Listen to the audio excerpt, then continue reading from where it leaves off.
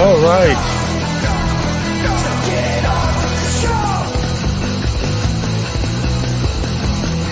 Oh yeah, live tonight from Las Vegas and somewhere in the wilderness.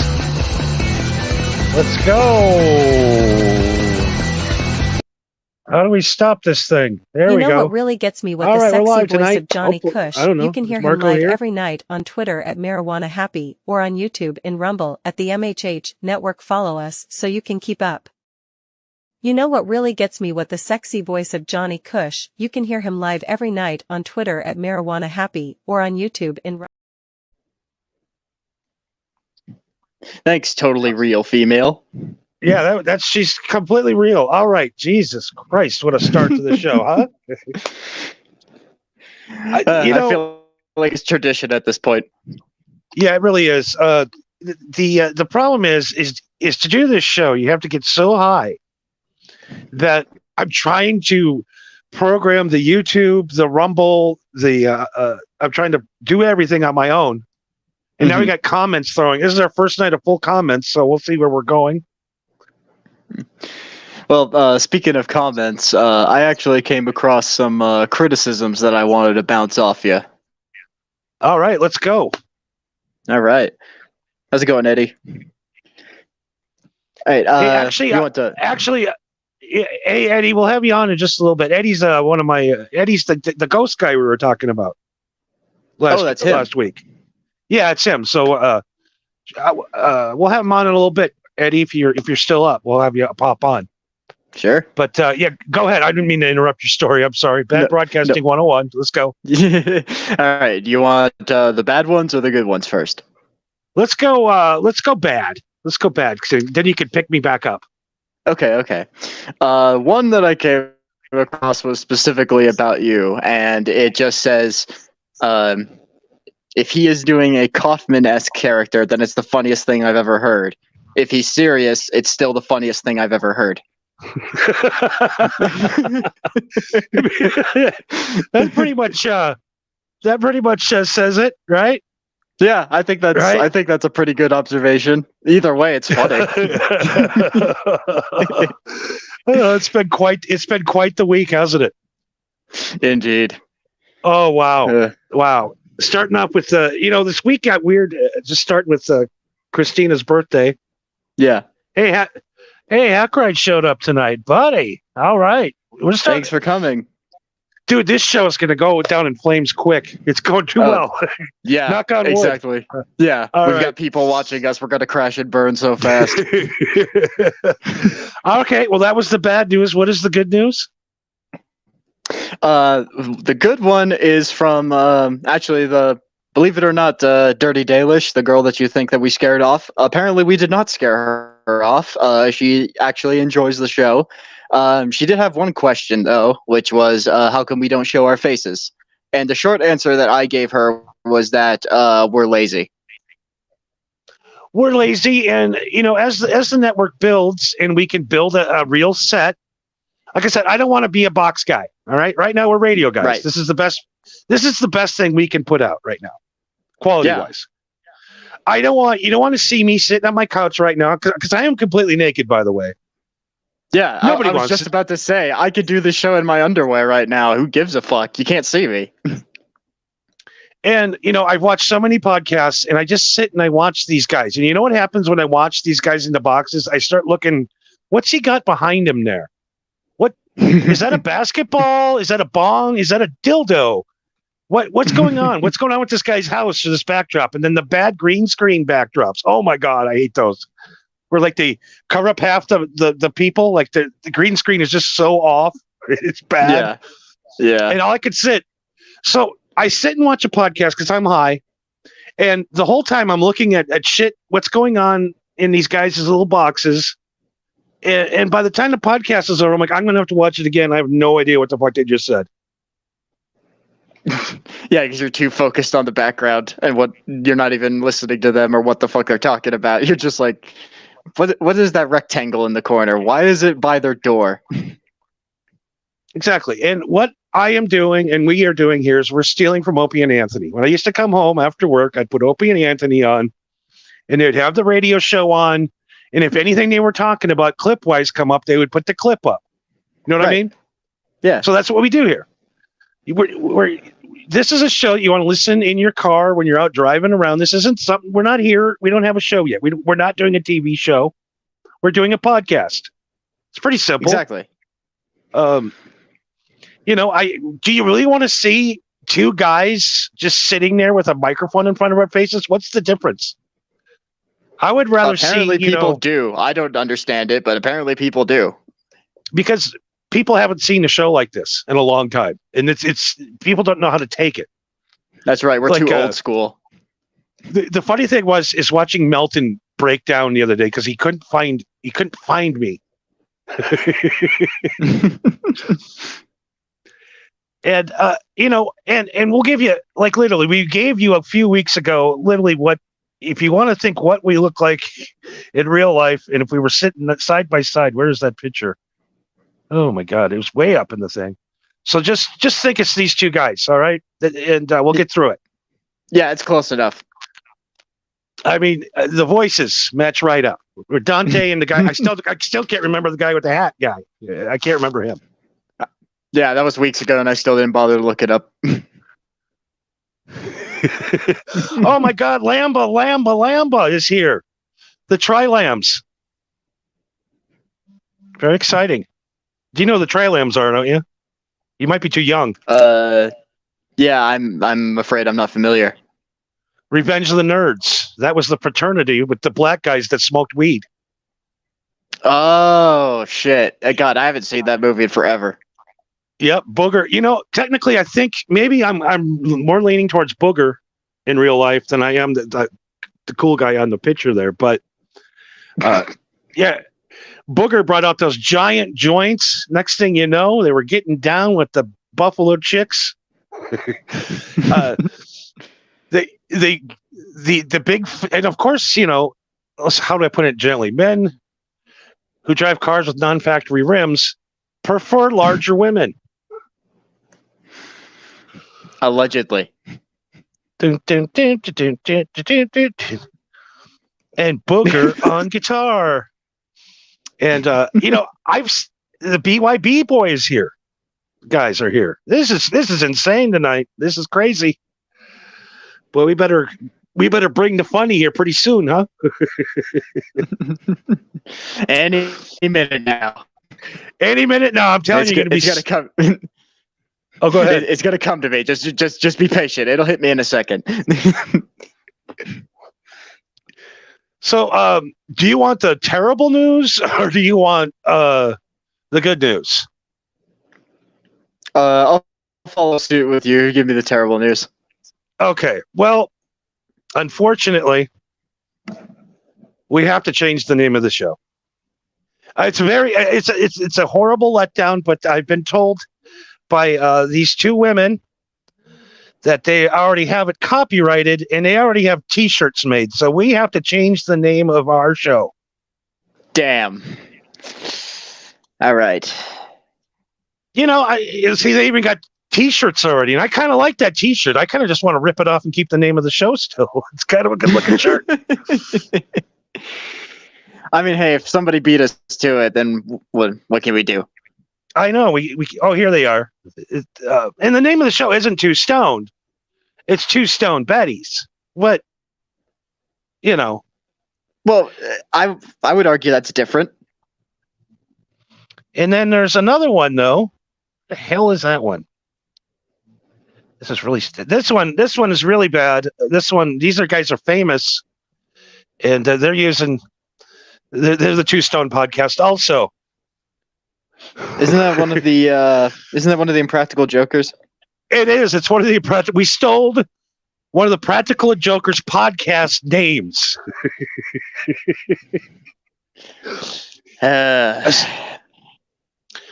On the bright side, we're early in our career, so it's not like our name is Van Halen, and then halfway through we have to change it.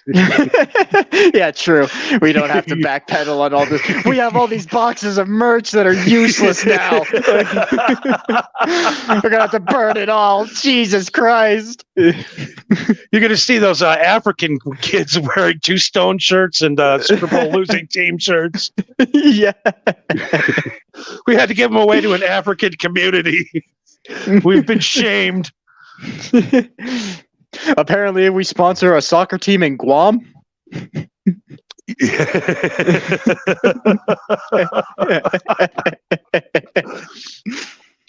So, last thing I want to be known as is a guy who copies somebody. So right, yeah, we didn't mean to steal something that already existed. And to be honest, I was kind of hoping that wasn't taken, but I'm sure we'll come up with something. I'm sure something. So, you guys, any ideas? Yes. In the chat boards of what we should call it. It said Spicy Panda had to change their name to Spicy Bandana because of Panda Express. What? Who's Panda? Can I not read? Am I that high right now? Well, it's Spicy Banda, not Bandana. But I have no idea who Spicy Panda is. Spicy Panda. Yeah, okay. Yeah, I think it's I can't believe they cook pandas. It's crazy. Like, well, I don't want to go.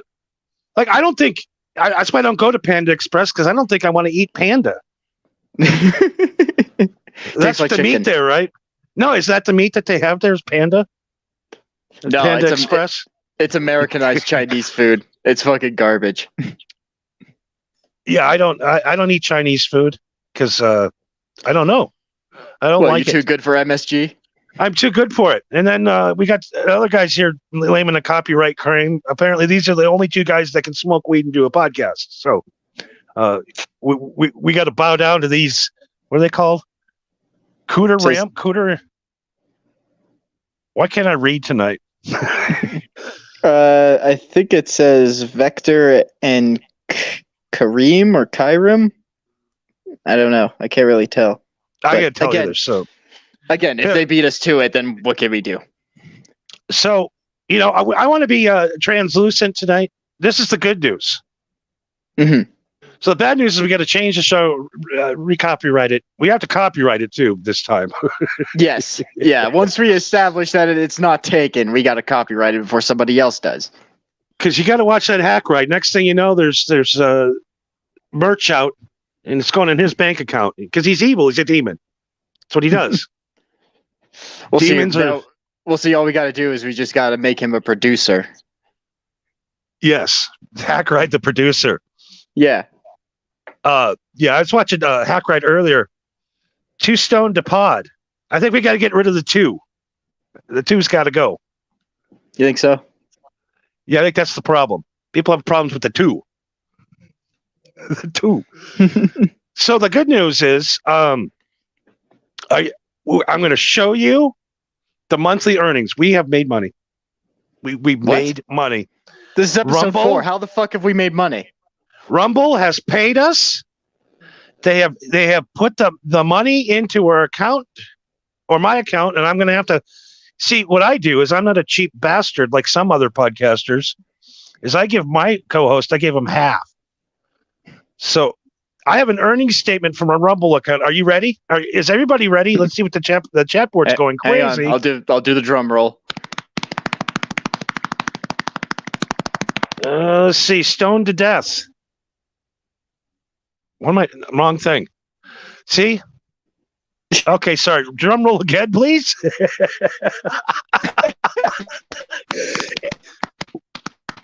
All right, here we go. Here comes the ticker. Marco, are you ready to see the big bucks we've pulled in so far? I am. Let's go. Here it goes. Here we go. Here's their earnings statement. Woo! 11 cents. We have made 11 cents. We are rolling in it.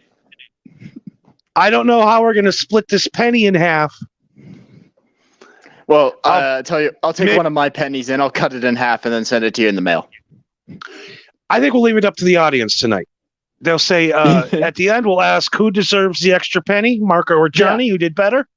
And then that's a gentleman's way to split the money. Unlike a guy's named Carl. But anyways, moving along. Hey, I worked hard for the 5 cents and I will work even harder for the extra 6. Exactly. He's giving it his all tonight, folks. I mean, it's his show. He made the songs. He brings in all the girls. They have So yeah, we made 11 cents. I'm very excited. I mean, this thing is catching on. I dare say 50 episodes from now, we might be able to make a whole $1. I'm hoping because it's going to be really weird and awkward to just put 6 cents in an envelope and mail it to you. The sad thing is the stamp is worth more than what I'm mailing you. Yeah. Honestly, you should do that just for the joke. And this is our big Christmas episode. We won't have another episode before Christmas. Nope. Be the day after Christmas, I think, right? Next Tuesday. Yep. And we're here every Wednesday. You got to tune in. You got to tune in. Do you? No, I guess you don't tune in anymore. What do you actually do now? Don't tune in, but tune up into the internet. See, me and Marco personally are more Festivus guys. Indeed. And can you read that? Because I can't. Sure. Festivus is a secular holiday celebrated on December 23rd as an alternative to the pressures and commercialism of the Christmas season. Originally created by author Daniel O'Keefe, Festivus entered popular culture after it was made the focus of the 1997 episode The Strike. Which that's where I heard Festivus from. But Johnny, what's your favorite part of Festivus? I had no idea that was a holiday before the Seinfeld episode. That everybody, you think somebody comes up with an original idea, they steal it from someone else. Right? Do you know how many goddamn Seinfeld polls are put up right now? I mean, they might just be stripper polls. I don't know if they're Festivus related.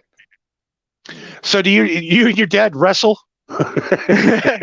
Not anymore. When I was younger, yes. Come on. My favorite part of Festivus was always the listing of the Aryan grievances.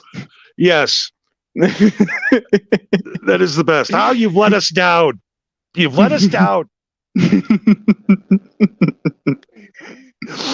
Yeah. So Dime Bag Podcast. I like that. Hey, dropping dime. Singular. I think it's like a sale. We made a dime. I like that. We made a dime, the podcast.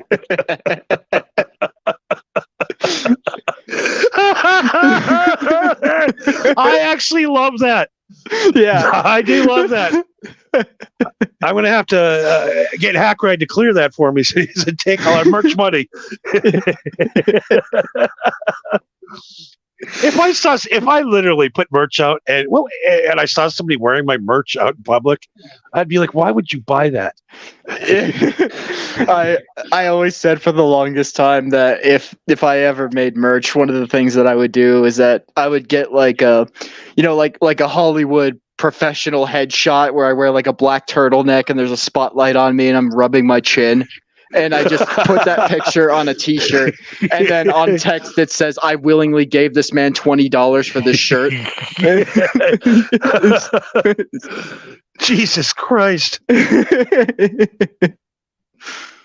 So the podcast is off the rails. They say it's off the hook. The kids are saying it's off the hook, off the rails. And I've been asking women to send over pictures of their boobs. I've noticed, and I don't know why they keep sending them to me. I want them to send to you. Hey, I'll take them if you're burdened by all these free tit pics. I guess I'll take them. I mean, we got this one sent over by Lisa Larson. That one's good. Okay. I don't know why you would do this. Why would you send this young man, Marco, these kinds of pictures? Try to get my attention, I guess. So this other girl, this one, she texted over. She goes, I want to talk to Marco. And I'm like, do you want to talk to Marco, huh? I'm Marco.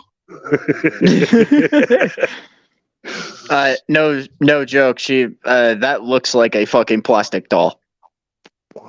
I'm not sure she's real. Are you sure? That looks like either AI generated or plastic, or she has a lot of work done. She doesn't look real to me. I've been talking to her all week. You're getting catfished. You think? I think so. Well, I thought she was real. She looks real to me. I got to get some fucking glasses. She's real to me, damn it.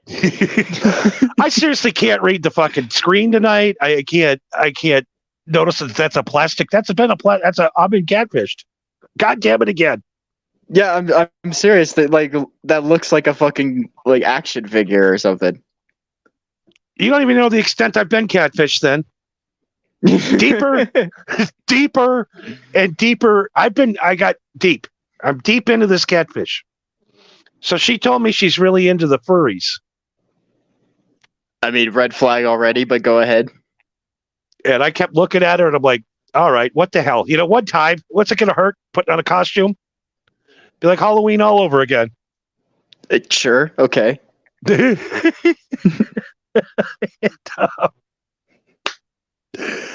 So I go online. Guess how much a furry costume costs? I've heard it's like a couple thousand at like the minimum. $2,600. Yeah. So I says, I'm not going to pay 26. Well, maybe. I mean, she's hot, but apparently she's rubber. This is bad. This is really bad.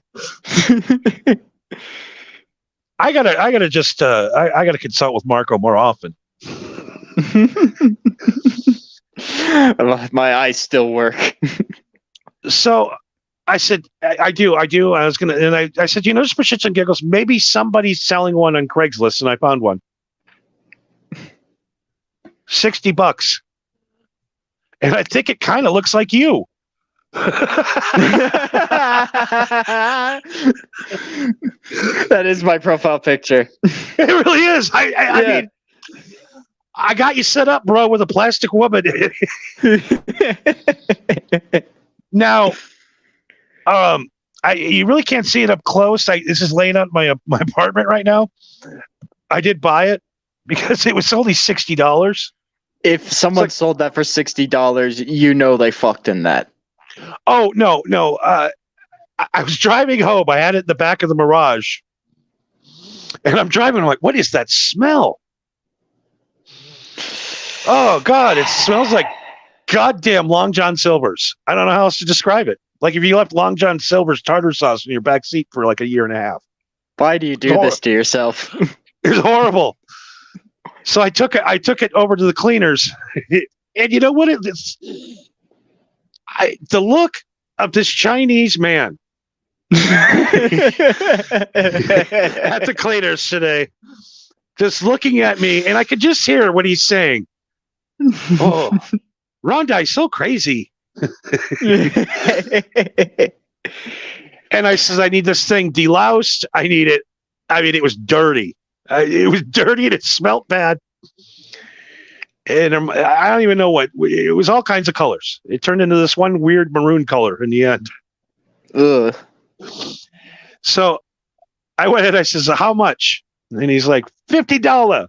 I'm like, all right, I can't do that. Oh my God, I got us in trouble on YouTube already, didn't I? Fuck me. What'd you do? I guess I impersonated the man exactly the way he talked to me today. I guess that's not right. Oh, I don't know. Maybe we'll get away with it. Nah. Well, you can cut it out in post, right?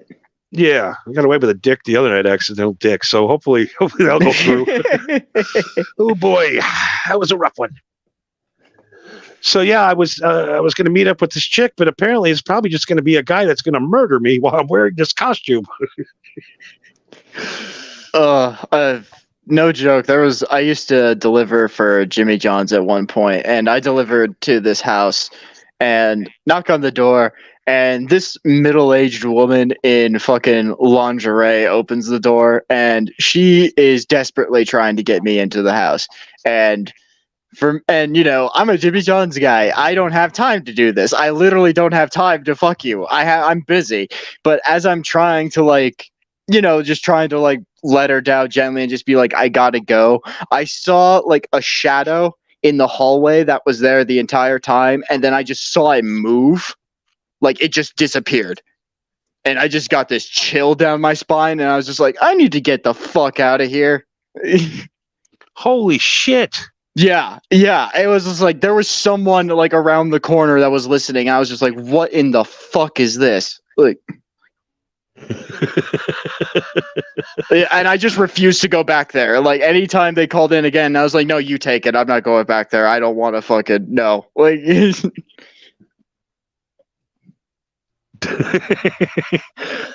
guy says he has a rare form of dyslexia. When I take a shit, I wipe my wife's ass. What the fuck? The fuck does that even mean? Oh, man. Whoa. Whoosh. Wow. Oh my God.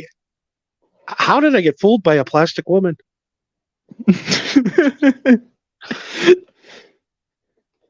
Oh my God. Yeah, so getting ready for, are you a big Christmas guy? Do you guys celebrate Christmas, or is it just another day?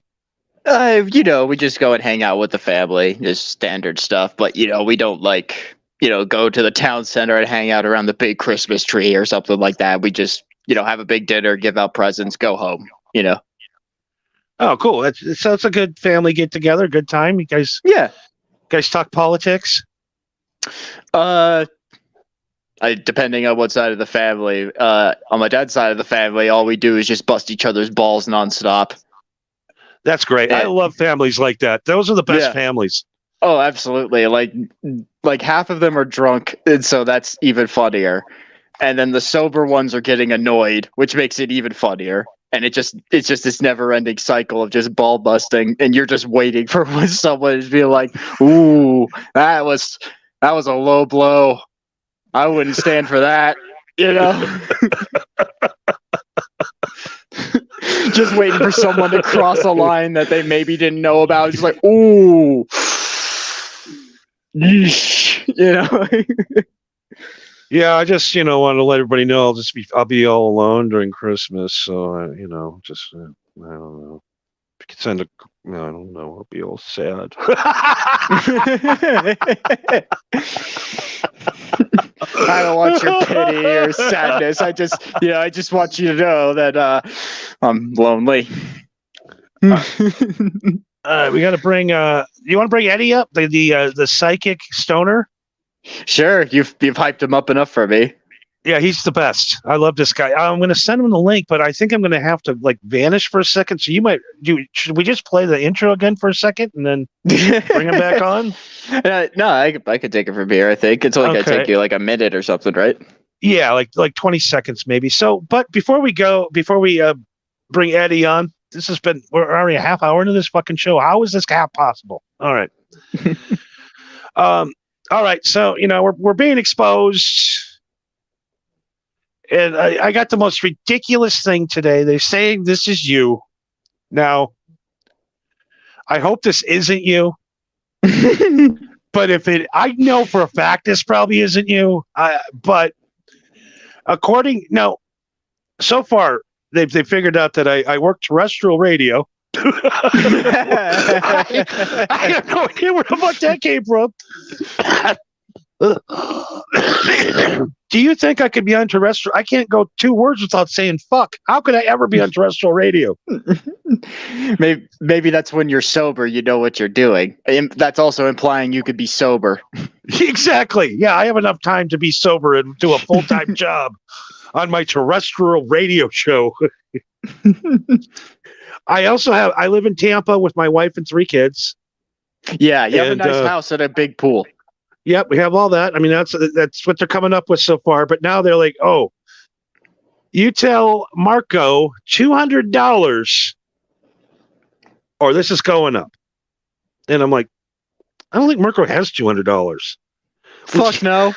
I don't think if you listen to the beginning of the show, we've only made 11 cents so far on the 10-cent podcast. Yeah, I mean, unless you want to take payments of like, what, 5,000 payments of 10 cents? All right, man, go for it. Yeah, can we set up a payment plan? Yeah. Just a sheet that's like 30 pages long. Just our podcast careers are blowing up. We actually owe someone money. That means someone gives a fuck. I never saw that coming. Oh, so yeah. So I don't know. Now, if this is you, I mean, just fess up to it because if this is you, you're a cool dude. This is one cool guy. All right, now I'm curious. So, are you guys ready? We're gonna unveil Marco. I'm gonna do the shittiest thing to my podcast host I've ever done. And here we go. Here is the real Marco, everybody.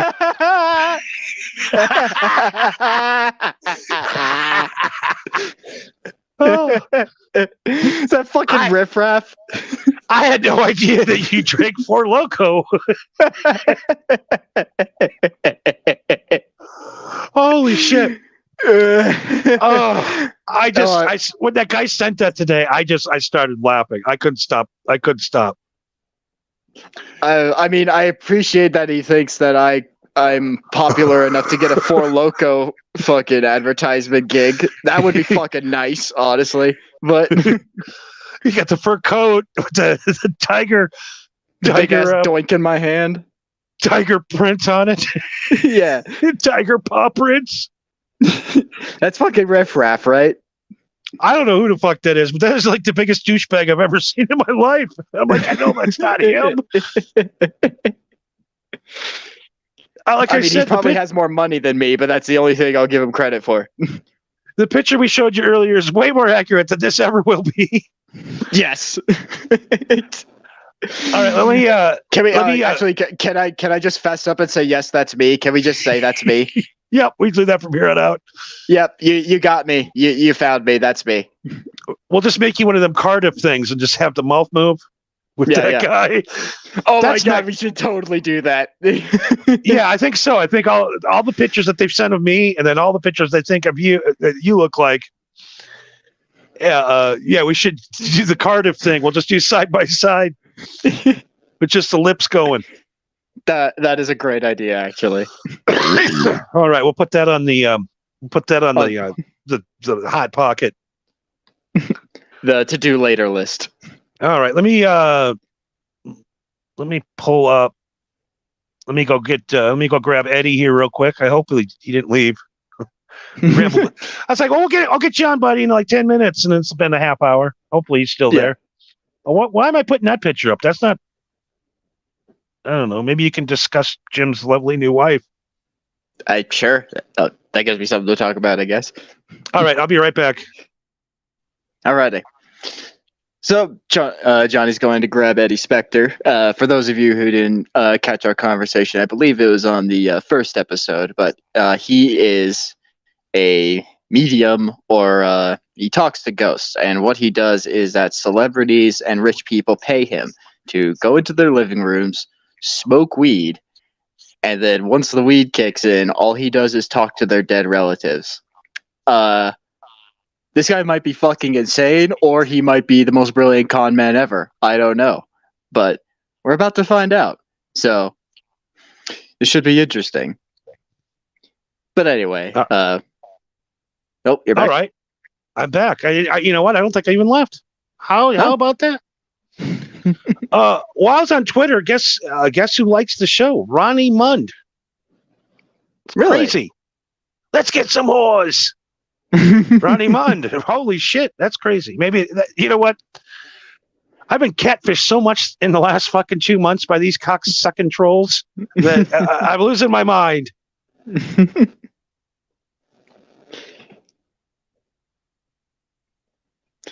So, is Eddie going to join us, or did he leave? Green here. Let's see if he has popped in. He might pop in. Okay. All right. So he's got the info. No. So fuck. Why? Why am I? All right. Go. Jesus. I'm trying to do 18 things. I'm like trying to check the chats. I'm trying to invite guests. Oh, he's on. All right. Here we go. All right. Okay. Sorry, man. All right. Yes. We're going to put him on the stage. The great Eddie. Eddie, everybody. Oh, Eddie, you want to kill your camera before we put you on? You're hidden behind Jim Norton and his beautiful wife anyways. But, he's killed. Okay. Camera's killed, Marco. I keep hitting the wrong thing. Add to stage. There we go. All right. I'm not made to be it. There we go. The great Eddie Spector, everybody. Hey, Johnny, how you doing? Good, and I'm going to introduce you. You know, Marco, the new co-host here, Too Stoned. I'm very Name excited pending. about Marco being involved. Marco, how long have you known Johnny? Less than a year. Oh, good. You got at least 2 years. That's good. Yeah, okay, you got some time before you realize how much of an asshole he is. Okay, thanks for the warning. If anybody would know, a Stone Psychic would. That's right. Oh, you guys are sounding great. Sound quality is great. I'm loving your banter. Your episodes have been just divine, so I'm digging it. I love this guy. Yeah, if a medium likes it, then we got to be doing something right. Yeah, Now, 2 years. Tell us, 2 years. It's 2 years. 2 years. Now, when you do smoke weed and bring all these spirits in, do you let them listen to the podcast? And why can't they be counted as? Why can't they be counted as views? We have ghost views. Yeah, that's the downfall, is that they mess with electronics, and you may have some upvotes and you may have some downvotes. You never know with these crazy crackers. I only talk to white ghosts. He's racist. The racist ghost hunter. No, those are the only ones who talk to me. Is there a black ghost? Is there an Asian ghost? No, they don't. Asian ghosts, yeah, definitely. But black ghosts, they don't give a shit about being here. They want to go up to the heavens and get their gold. That's all they want. Why would you need gold in heaven? Don't ask me. I'm not black.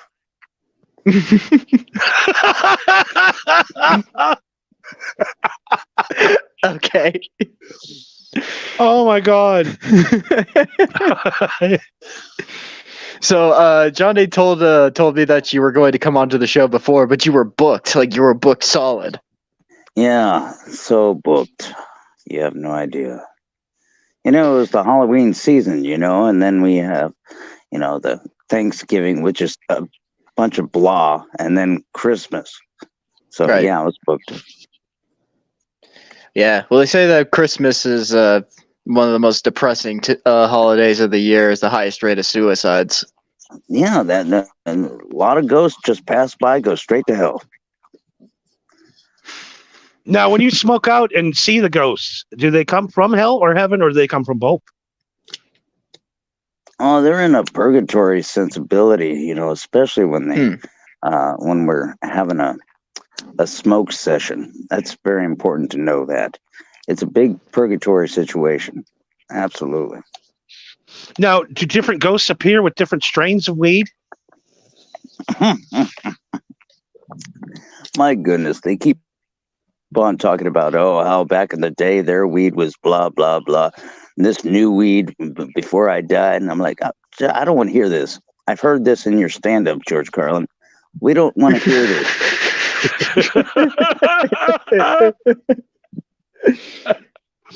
Oh God. They try, you know, but I don't bother listening. It's not important. So now we've known that you give the tours of the haunted places around America and around the world. Which is the scariest place you've ever been? Oh, scariest place. My wife's vagina. But that's a different story. Bada boom. No, A bit cavernous. Galveston, you know, Galveston, Texas is very, very haunted. It's its own island. I mean, it's like it's like it's a place out there where you can't get in and out. You know, it's just kind of stuck. You don't know what you're gonna get right there in Galveston Island. It's like an Alcatraz. Well, I imagine Yeah, there's a it's lot of pretty places in crazy, Texas that are like that, where they're just out in the middle of buttfuck nowhere in the desert, and they're surviving somehow. Well, what's interesting, Marco, is that Galveston. I'm going to give you a little history, friends. Galveston was like the place to be. Like it was an Ellis Island for the United States. Galveston had the first electric lights in Texas. The first president of Texas. The first everything. I mean, people from all around, Germans, plagues, all sorts of things we had to deal with, and so a lot of people died there. We had pirates there, and a lot of black people. No, let's not go there again.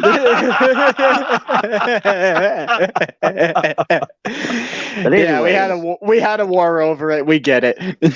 Oh yeah, and it was actually the place where Stephen F. Austin freed the slaves over there. Right. It's pretty cool. So yeah, no, it's a pretty haunted place. Absolutely. So do we, Eddie? Do we want to just tell everybody what's really going on tonight? Well, you'd have to tell me before I could admit to say yes. Well, you know, Eddie Spector is for Phil Spector, who's into music. Eddie has an Eddie Van Halen, who's into music. One Phil Spector and one Eddie Van Halen once sat in a room with this man, who this man stayed with on weekends. You would do seances for them? Let's just say that the table would levitate quite a bit, and that's just because of our erections.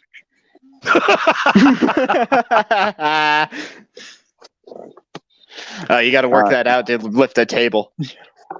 No, I mean, what a lot of people don't understand, Eddie Spector, his real name is Corey Feldman, everybody. Clapping. Corey Feldman. Thank you very much. I was touched as a child. You're very welcome.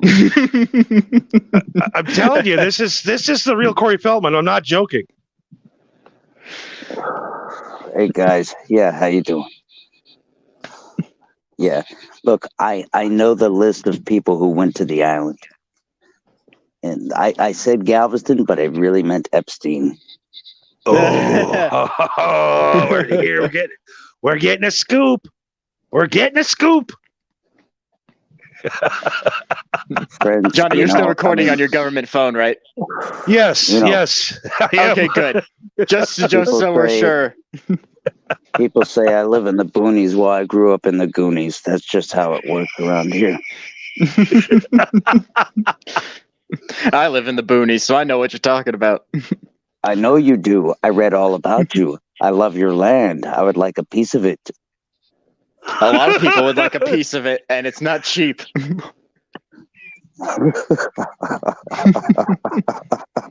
I know. I mean, I'd like to explore it, but you shoot people and yell at them. Yeah, if you show up uninvited. That's true. That's true. When is I don't blame you. Corey Feldman's ghost never invited? Well, Wait, Corey Feldman's still alive. Oh my God, this bit really went wrong. Yeah, Johnny. I'm thinking sorry. I'm thinking you're the ghost of Corey Haim the whole time. Oh Corey God, Haim.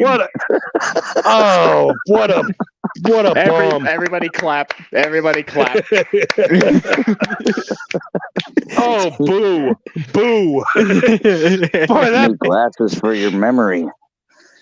and I'm sitting there going, no, that guy's alive. Fuck, that doesn't make any sense. I didn't say anything. I was just rolling with it. I was just like, okay, there's a joke in there somewhere, I guess. Like, It's on the wrong guy. yeah. They just diddled him. They didn't come shot him to death. Oh my God! What Charlie Sheen did to that poor kid with the Crisco? We don't even want to talk about that. I guess that's not funny either. It's not funny at all. Poor little Lucas. Poor little Lucas was having some problems between scenes. I guess that is not funny. Goddamn Charlie Sheen. He just needed some motivation. It was fine. Well, fellas, you doing okay? It sounds like you're doing okay. I'm so proud of you to make your whole 11 cents. Yeah, you know what? I've had a job for about 6 months now, and it honestly feels good to have a hard work's pay. Mhm. Like I actually feel like I earned half of that 11 cents. You know, the average I per hour believe would have you been a do. lot better if we wouldn't have had that. We did that 3.5 hour show the other night. Jesus Christ! I mean, when you have Joey C on, you can't condense him to an hour. That's not fair. So, what else is going on with Eddie? Still rocking the boat? Oh man, it's lovely. Living on a boat here. The coast of Houston here, and I gotta tell you, some bastard hit my hearse, the Vincent. Vincent was damaged. Hold on a This second. son of a You have a hearse? Yes, of course I drive a hearse. Who do you think you're fucking talking to? I mean, hey, if I called a stone psychic and he showed up in a fucking Subaru, I might be a little skeptical. We got to send Eddie Yeah. over to Hack Ride. You got to go over to Hack Ride show. You're a Hack Ride guy. God, could you imagine Eddie and Hack Ride riding around in the hearse with Levy in the back? Oh god, Levy's just smoking the dankest cabbage, just in the back, just laughing like a maniac. I have it set up for it. Yeah. So do you got is it a Lincoln, Cadillac? What kind of hearse you got? It's an 89 Cadillac, absolutely. You can't go wrong Nice. with that, man. Yeah, but insurance settled the situation. It was the other guy's fault. He wasn't smoking at all, so of course he fucked up. And so he hit Vincent, as in Vincent Price for you kids who don't know. But anyway, the damage was done, and so I'm going to get a settlement for the price of the car, and everything's going to be okay. Don't worry. We're going to be just fine. How Are you gonna repair it, or are you gonna get a new hearse? Well, here's the thing. They're giving me enough money to fix it, of course, but it's still drivable. It just has a crushed door.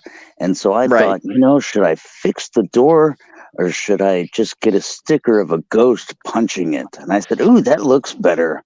And that's way cheaper. Hey, and you just made 100% profit off the damage. Mm-hmm. How much That's what I'm exactly thinking. is a 1987 hearse worth?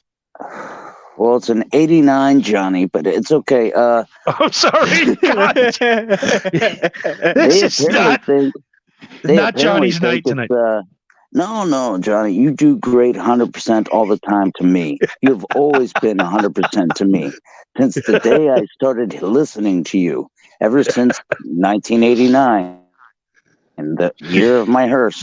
Um, uh, they think it's worth about 8,000. So I said, okay, you're absolutely correct.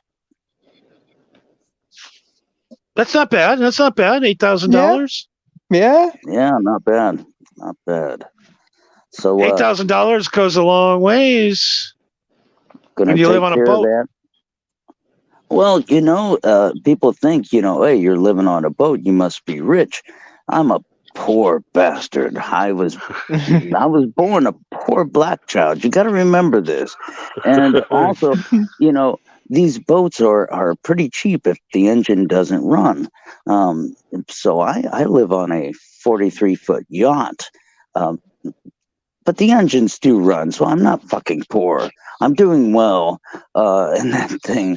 But it's very cheap living. People need to understand $800 a month to Wow. live on a boat with a view of the ocean.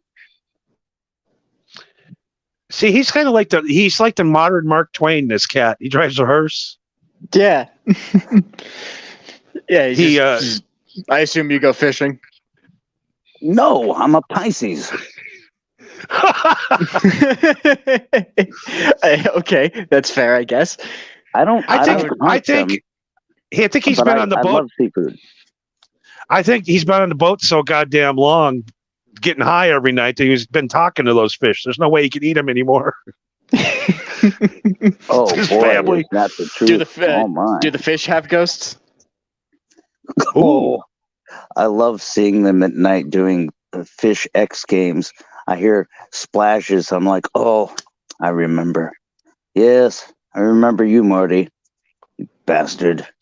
Yeah.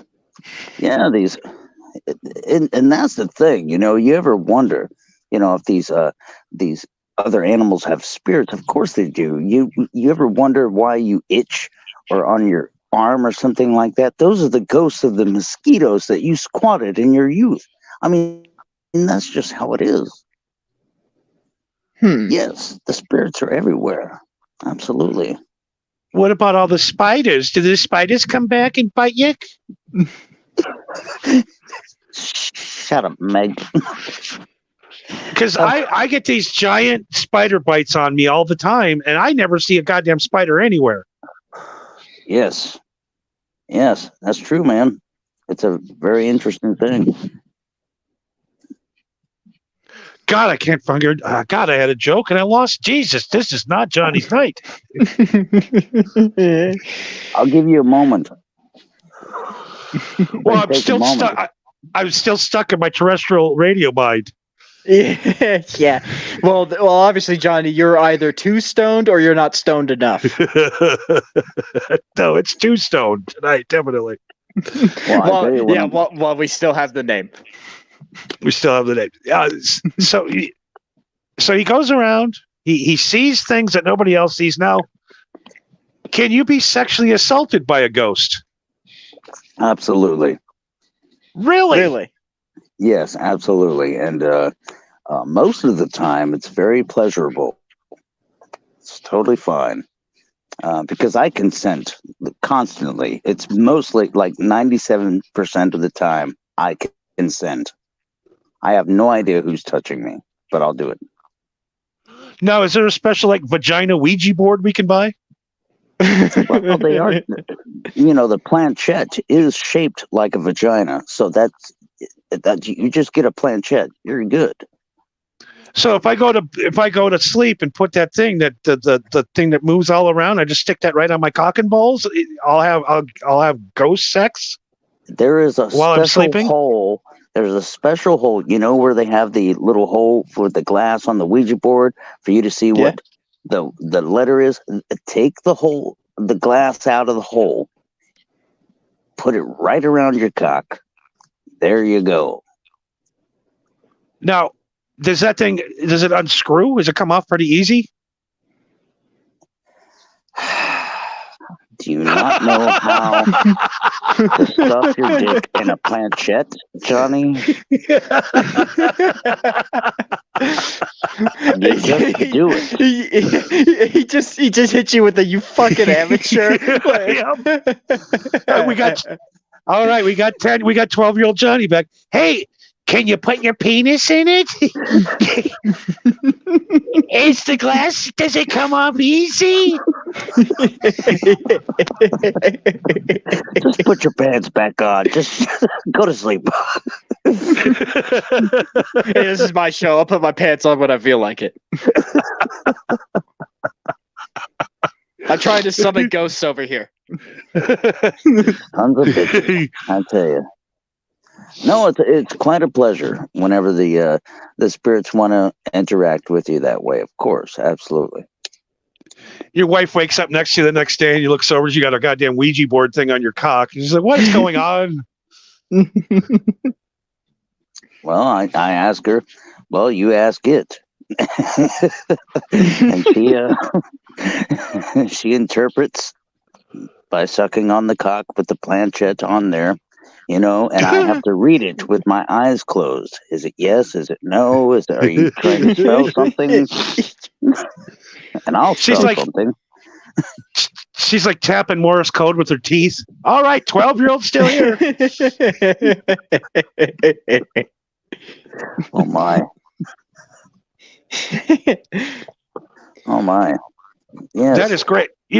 I want to know how many people after listening to tonight's show is looking at going to their closet right now, looking for their Ouija board, going, "I'm going to try it."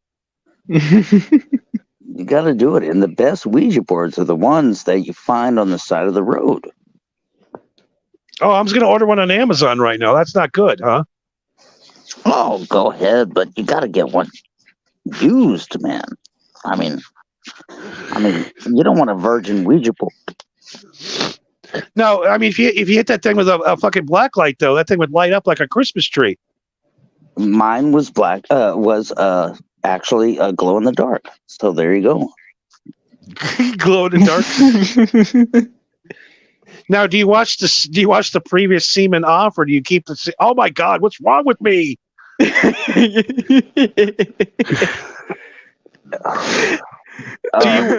Do you wash after you ejaculate onto the device? Okay. Do you know how you get phone calls on your phone and you leave it a voicemail, but then you save those voicemails? Well, the ones you save. So yes, don't wipe it off. If you want to save them, you're like, oh yes, I remember this one, and you re-listen and re-conjure. Oh yeah. No, you don't wipe up unless it was a bad experience, and then you try to erase those memories, of course. This dude has an answer for everything. He really. I bet this right here. I bet his Ouija board smells like this costume.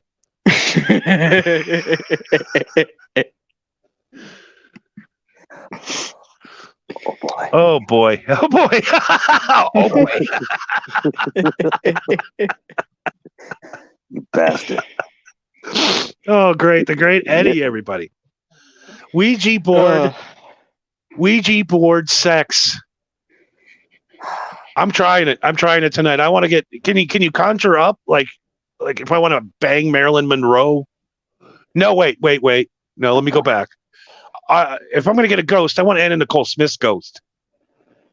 Why is she in the news again? I don't get it. But I'm not sure. Sure. You go ahead. I'm sure there's a call waiting on the Ouija board, but you go ahead and try to conjure. Marco, you ever use a Ouija board? No, but my tattoo artist was quite fascinated with Ouija boards, and he's told me quite a few interesting stories about his experience with Ouija boards. I wonder if he's ever tried the the hole. Yeah, that's a new one. I will say that's a new one. You have to ask him. And And he's going to go, oh my God, I've never thought about that before. Yeah, it's like, you got to give me Eddie's number. He sounds like a cool dude. Yes. You have no Honestly, idea. honestly, I think Eddie and my tattoo artist would get along very well. Yeah, Let me see. Eddie's a cool Yeah, guy. we'll He's go an. with I mean, that. he's acted. He's been on. He's got some good credits out there. Yeah, Johnny was telling me that you were on a lot of those true crime reenactments. That's correct. That's correct. Yeah. That was fun. It was fun to actually work with a director that wanted to reenact for real. So I got to actually kill those people. Which was really nice. He was a very method director. I was very proud of that. Well, okay, listen. Legally, these guys are already dead anyway. Don't feel bad. Exactly. I just said, your name is Emily Smith. Remember that. But no, I'm Sarah. No, it's Emily Smith. Good night.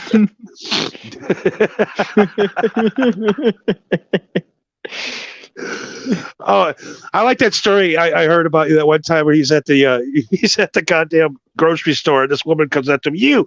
How are you out of prison already, you sad son of a bitch? Someone Oh, yeah. recognized you from this show?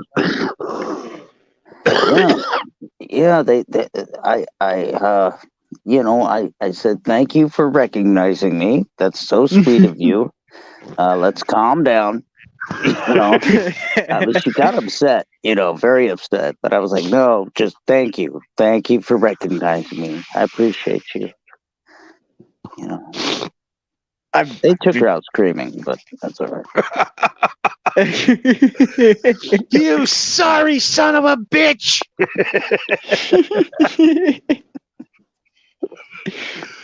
Oh, it's good great. to be recognized.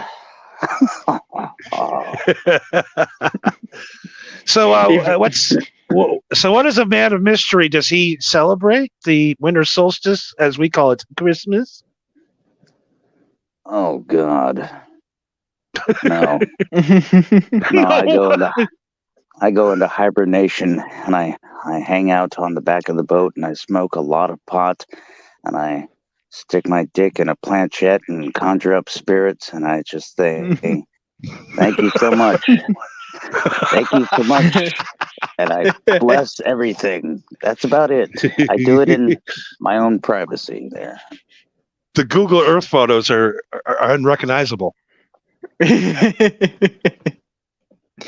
the yacht is just one big blur.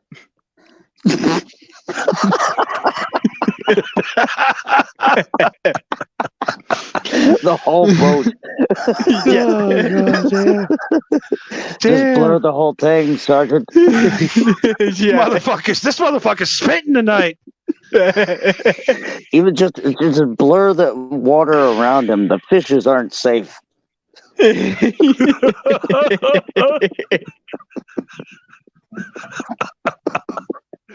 Jesus Christ. Oh my God. You asked if I fish. Well, Oh God. I told you this guy's something else. Yeah, I will say I had no idea what to expect, but it definitely wasn't this. I Yeah, apologize. No, no, not in a bad way. I'm pleasantly surprised. Okay. All right, but don't get your hopes up. One question I have for you. Do you ever listen to music when you're smoking in your clients' living rooms? And if so, what are some examples? Why does it gotta be in my clients' living rooms? Well, Johnny told me that. I'm just assuming. I don't know if you smoke on their porch or their bedroom. I don't know what you do. I just assume. I don't go any place else to smoke in their places. I just stay here. Oh, they go to you. Oh, if you're I see. Oh, you're talking about. I see. Oh fuck! I'm not supposed to talk about that, was I? Shit. I see. Well, it all depends on the Oh, clients. did I cold snitch on you, Johnny? No, I cold snitched on him 3 weeks ago, apparently. Okay, totally well, fine. I apologize. I didn't mean to drop some No. heavy shit, but No, I mean, no, I, it was I mean, very just important. tell everybody about your marijuana psychic business. We've already run it out of the bag. No, it's very important. You know, smoking pot really releases the energy and the endorphins to relax yourself, to bring in the spirits, and I recommend that to everyone I work with, and that's very important. And if they don't get into it, you know, I go back into my reenactment actor stage and say, "You're Emily," and they die.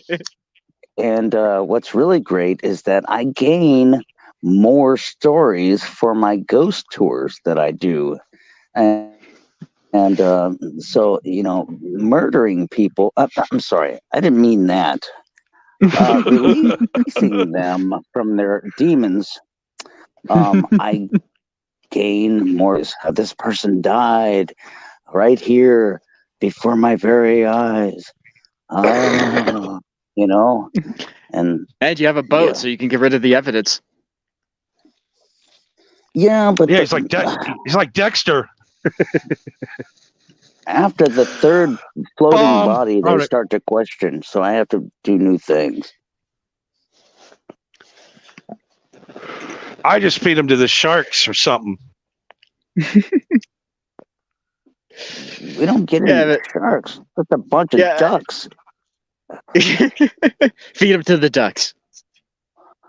It takes a long time, Johnny.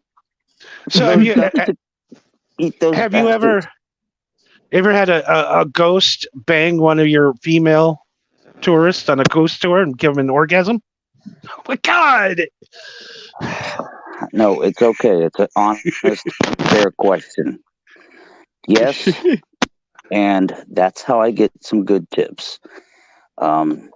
Because right before the tour, I say, "Hey, look, fellas, let's hook these girls up, okay?"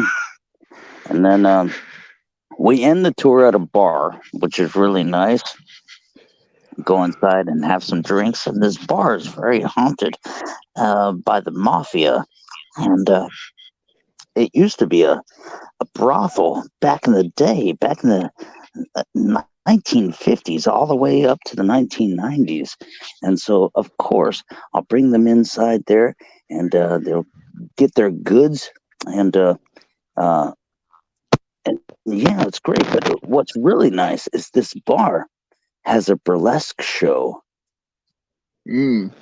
at the end. Yeah, and so it's all guaranteed loveliness, sexy murder. No, I don't mean it like that. But just all around, everybody has a great time.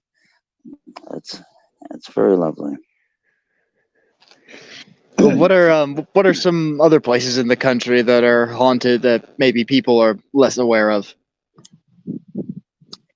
I did. Did I mention my wife's vagina? Yes, you Oh, have. okay. Let me go back. And that's how you discovered the placard. Yeah. I used it as protection, like a condom once. It didn't work, but doesn't work on the mortal plane. no, not at all. We have 2 dogs now. It's ridiculous. As far as places that people don't know that is haunted, well, I don't know. Small towns, definitely small towns, and like Oklahoma, and I know definitely New Orleans is haunted. Everybody knows that. But no, and a lot of people, here's something that people think is haunted, like cemeteries. Like, well, first of all, any ghosts in a cemetery are dumb. Why would you want to hang around your dead body, you dumbass piece of shit? If you have any brains, Well, you don't have any brains. You have a sentiment of something. But why would you hang out there? Go hang out with your friends. Go haunt them. But any ghost I see in a cemetery, I question them like a lot. Like what? Oh yes. Is it possible that they're fresh? That they might be new to this whole limbo thing? How new do you have to be? I mean, if I saw my tombstone, I'd be like, well, I guess I'm dead. You know? Yeah, and just leave. What do you want to do? You want to, okay, hang out for a week and see if anybody shows up to give you praise or give you flowers. But after that, say, okay, yeah, nobody liked me. And go have fun. Go Invisible Man this shit and go look at girls' locker rooms. Yeah, why not? If you're going to spend the rest of eternity in limbo, you might as well have fun with it.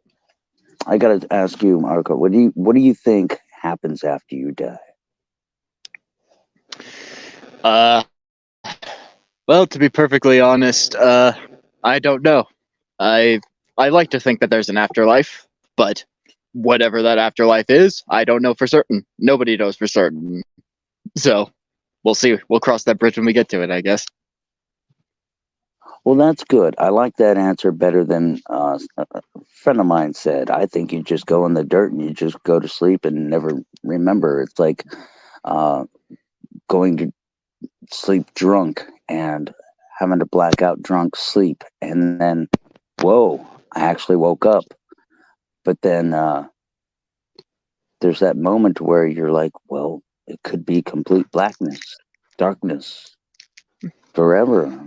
And then the consciousness is gone and you don't remember. Who knows? and I never got that notion either, where people are so confident that there's just nothing at the end. Is like, okay, I would rather believe that when I die that there's another life of just like a realm of existence that I can't even comprehend right now. That's a lot cooler to me than just being dead and just nothing, you know. That's beautiful. That's the first step to hope. That is just wonderful, because science says energy cannot die and it transform into another state of consciousness. And that's right. Where we're going, to another state of consciousness, because consciousness, I believe, is a state of energy of its own. I don't care if it's matter or whatever you call it. Molecules of thought are very, very, very important. Well, it's like that quote from the Matrix, where it's just like, if reality is what you see, taste, smell, touch, well then reality is just nervous impulses to the brain. Absolutely. Absolutely. Well, I'm glad you have that hope, because I do too. And I wonder sometimes, after I have a drunken stupor and I pass out and I wake up, I'm like, wow, okay, I am very glad that happened, that I woke up.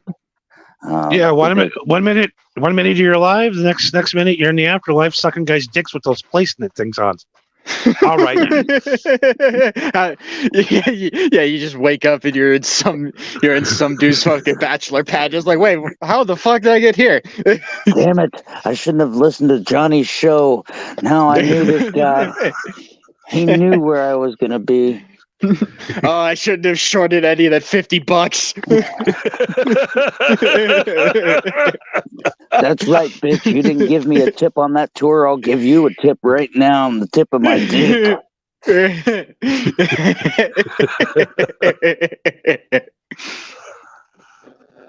Oh man. Hey, so none of this is recorded, right?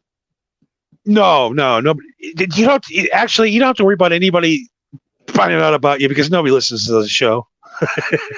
Yeah, honestly. That's good.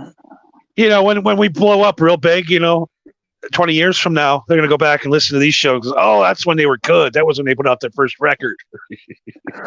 Yeah, I got to tell you, friends. Go ahead. Go ahead. Okay, I was just gonna say, who knows? Maybe, like Johnny said, maybe we'll eventually blow up, and people will be like, "Man, what's Eddie up to?" And then we just look you up 2 years from now, like you said, and then maybe you get a big bust. And that is what's beautiful about owning my own business, is that I told Yes. my tour guides, I said, listen, my humor, and Mhm. I want you to go by that. If you like my humor and we're friends and we own this stuff together as friends and this humor, I don't care what customers don't like this stuff. If they don't like it, they can go. My job is to make sure that I entertain, tell the history of this place, tell the ghost stories that are true, and then move along. I mean, that's it. If they don't like it, fuck them. I'm sorry. It's my own business. It's my own thing. They can go to the rink-a-dink tours and have their McDonald's Disney tours or whatever. I'm not like these other tours. Oh, I'm LGBTQ friendly. What the hell? I don't give a shit. I love pineapple on my pizza friendly. Fuck off. I don't give a shit what you like. All I give a shit about is if you like ghosts and spooky stories. Yes. I'm tired of this stuff, and I want this on the record.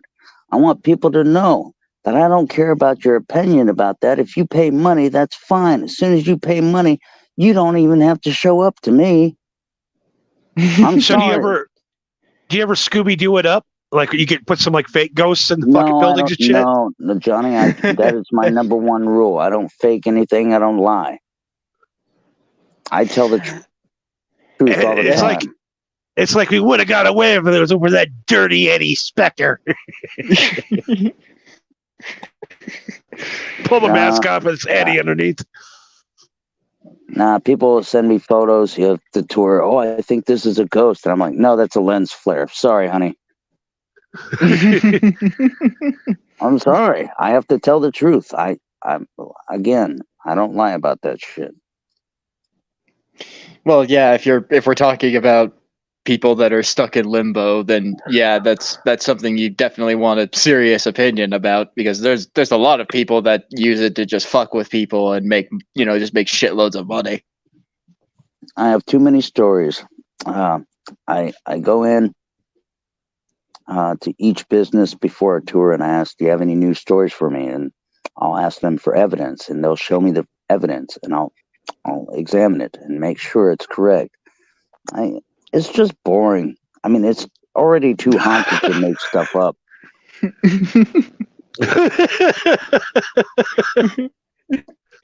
I mean, yeah, when you try to do it based entirely on the truth, sometimes it's kind of cut and dry. There really isn't a lot of drama or story behind it. It's kind of just matter of fact. Yes, absolutely. When I show a video of a pair of pliers coming off the shelf on its own, of security footage with nobody around in the middle of the night for 8 hours, yeah, who's going to be there moving a pair of screwdrivers for 8 hours, in the middle of the night? No, I got it. Yeah, that shit's haunted. Yeah, I'd hate for one of them ghosts to pick up a pair of pliers and cramp on my old penis when I got the thing on it. I can't get that up, can I?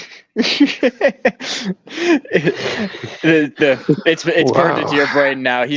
Johnny's going to try that. Going to try out. If you're going to trick I've ever done. You have to call it by its name, planchette. Planchette. That's right. Planchette. So, right. So we got the. I think people really, really want to see ghosts, because then it definitely confirms there's an afterlife. That's the big thing. We want to see the ghosts. Well, Here's the problem, Johnny. I understand that, and that's my number one deal throughout the whole thing. Is I'm a scientist, number one, and I'm also a believer. I'm like a Mulder and Scully in one. And here's the big problem. As much as I want evidence in the government to say, written in stone, that spirits are real. There is a life afterlife. As much as I want that to be real and known, that's scary as hell, dude. Can you guys imagine if everyone on the planet knew for real that there's an afterlife and spirits existed? How many people would just commit suicide and say, fuck this place, I'm out of here? Oh, totally. Why would you stay here if there's a whole other life where you could just do whatever the fuck you want? Why would you work?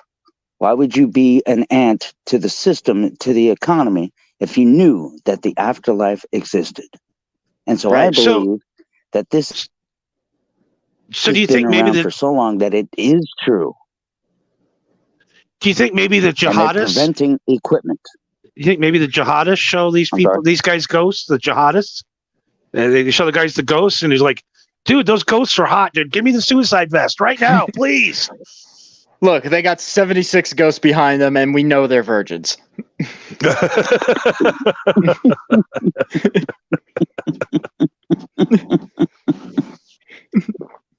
Could be, man. Could be. Absolutely.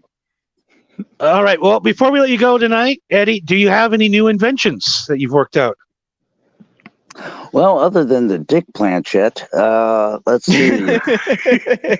We should market this. I'm telling you. Yeah, honestly. Yeah, we should go to each sex shop and say, look, this is a Ouija board, but you stick your thingy in there and you can conjure up Ron Jeremy. Wait, he's not dead? Oh, shit. All right, then. We can it's already up Anna Nicole Smith. That, or we can make a female version that's a little bit thinner where the clitoris could stick out of the playset. Yeah. Oh my God. Wait a second. Okay, now you got me thinking. All right. Here's the thing. You get the your favorite porn star actress, and you're like, okay, let's mold your pussy and make it into a planchette. There you go.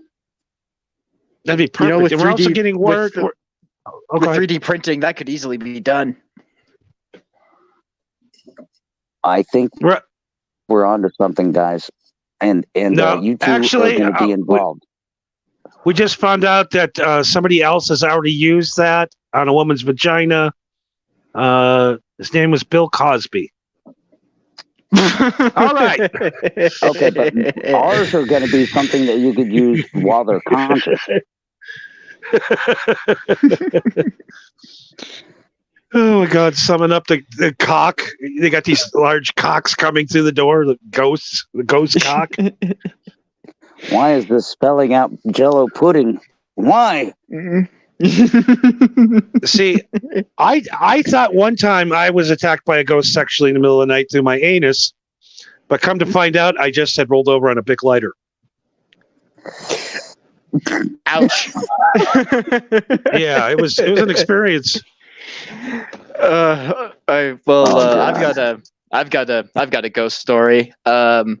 Tell me. You can go ahead and use it if you want, Eddie. I don't care. But I swear on my life, this 100% happened, and I can't explain what it is, but this happened.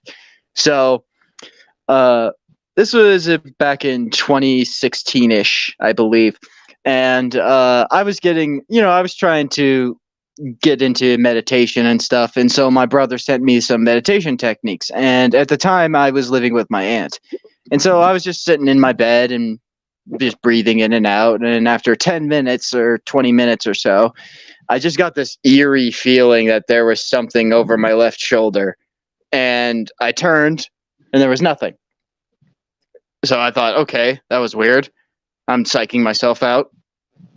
So after that, I decided I'm going to go into the kitchen and make myself some food. And it was around midnight, 12:30. I go out into the hallway, lights are out, and I'm blindly going down the hallway trying to hit the light switch. And I go about halfway down the hallway, and then all of a sudden, the vision in my right eye just goes completely black. And I take a couple steps back, wipe my eyes, and right where I was standing, it was like a smoky black silhouette of a woman. And I couldn't see a face, but I could tell it was a woman, and for some reason I could tell it was just staring at me. And I just stood there staring at this thing for what felt like an eternity until it eventually just walked through the closet and disappeared. And then I never saw it again. Was this in your home? It was in my aunt's home.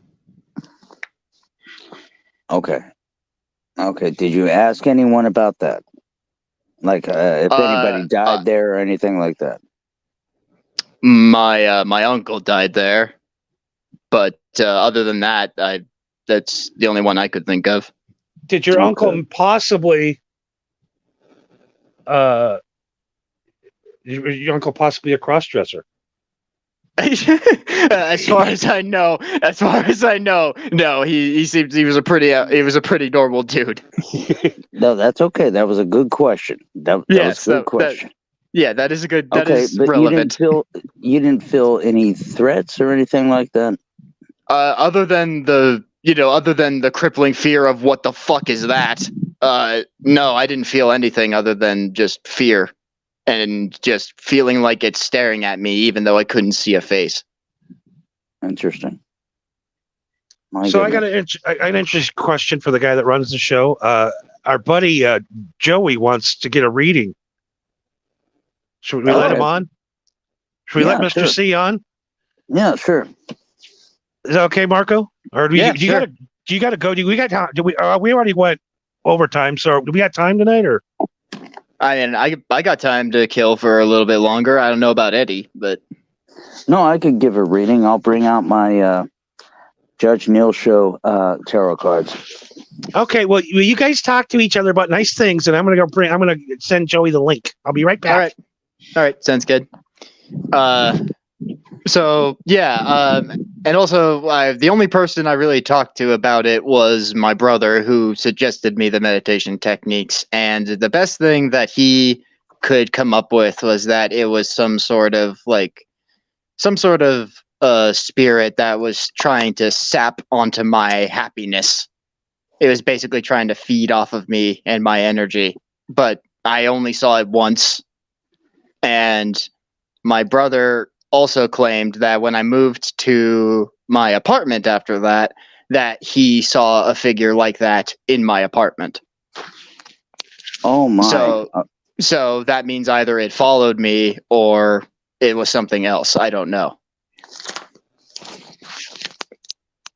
No, that does sound like somebody's attached to you, and people need to realize that spirits do attach themselves to objects and other people to gain energy and gain potential so they can communicate with us.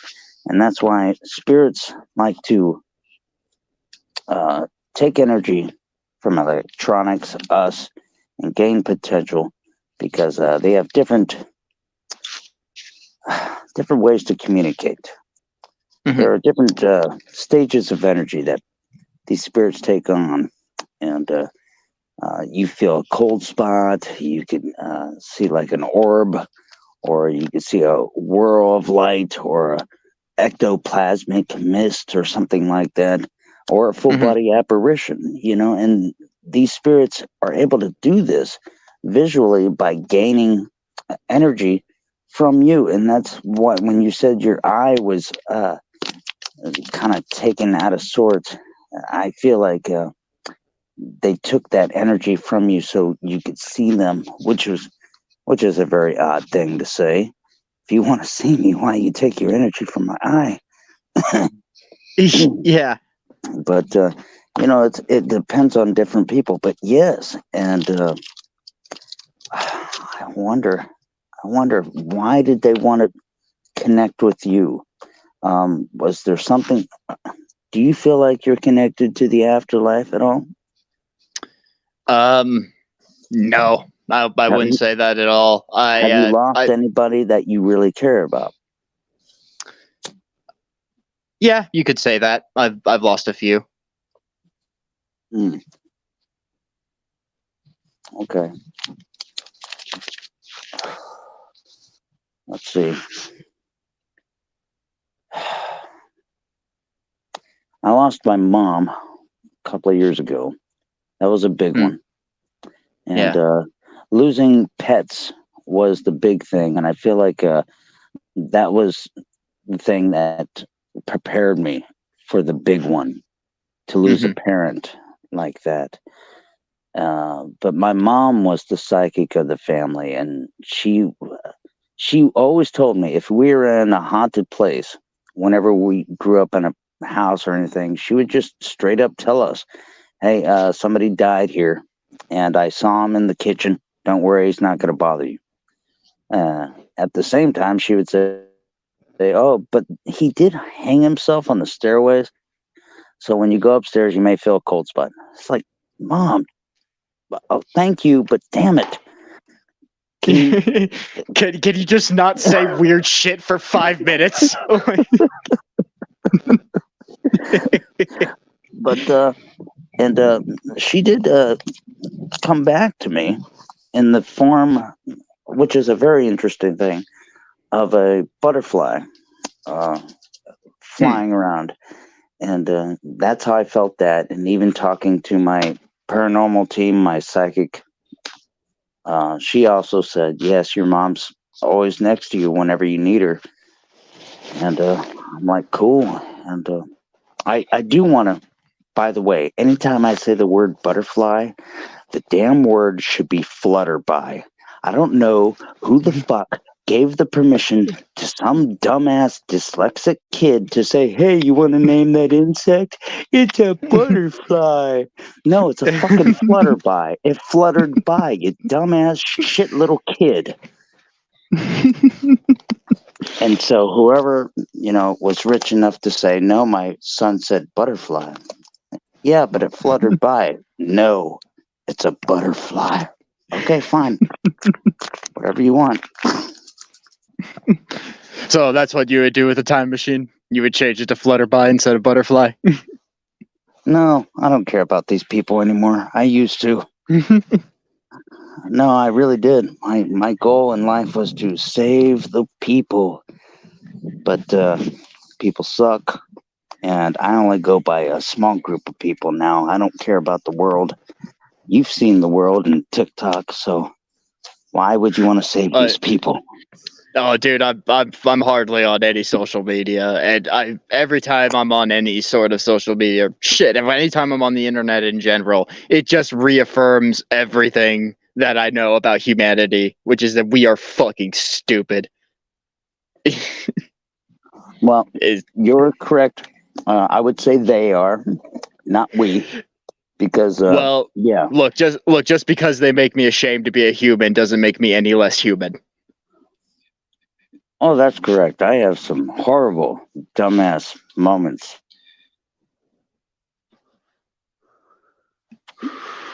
What, Yeah, you but want at an least example? no, I was just taking a drag of my cigarette. Oh, But I so was am gonna. No, I was just gonna say that. Yeah, it's kind of like you, except I'm not on a boat. I just live in my own little world out in the woods, around nature, birds, deer, some turkeys, sometimes a Oh, bear. that's good. You know. Yeah. Oh, man, I dig it, man. If I wasn't on a boat, I'd be on land. Definitely in a cabin somewhere next to a lake or something like that with some wildlife. Absolutely. Yeah, we're like one of the few properties out here that doesn't actively hunt. So when it's hunting season, all the animals flock over to our property. It's like a fucking Disney film in here. That is so cool. I love Yeah. that. Yeah, when we can afford it, we lay it. We just put out like a big pile of corn for the deer when we see them, and then it's like a Oh, man. mama and like two fawn and a spike, and mama's looking a little rough, but the other kids are looking good, and we just try to feed them when we can. And apparently, you're not supposed to feed them corn; that's not good for them. But we're not buying hay, so Oh, well. Oh, that's wonderful, man. No, I dig it. I love the boat life. I've been here since the '80s. Gosh, I was I Wow. was I was born here around here in the '70s, and I started living around here in the late '80s, um, on and off. But no, I love the boat life. It's just wonderful and peaceful. I Yeah. listened.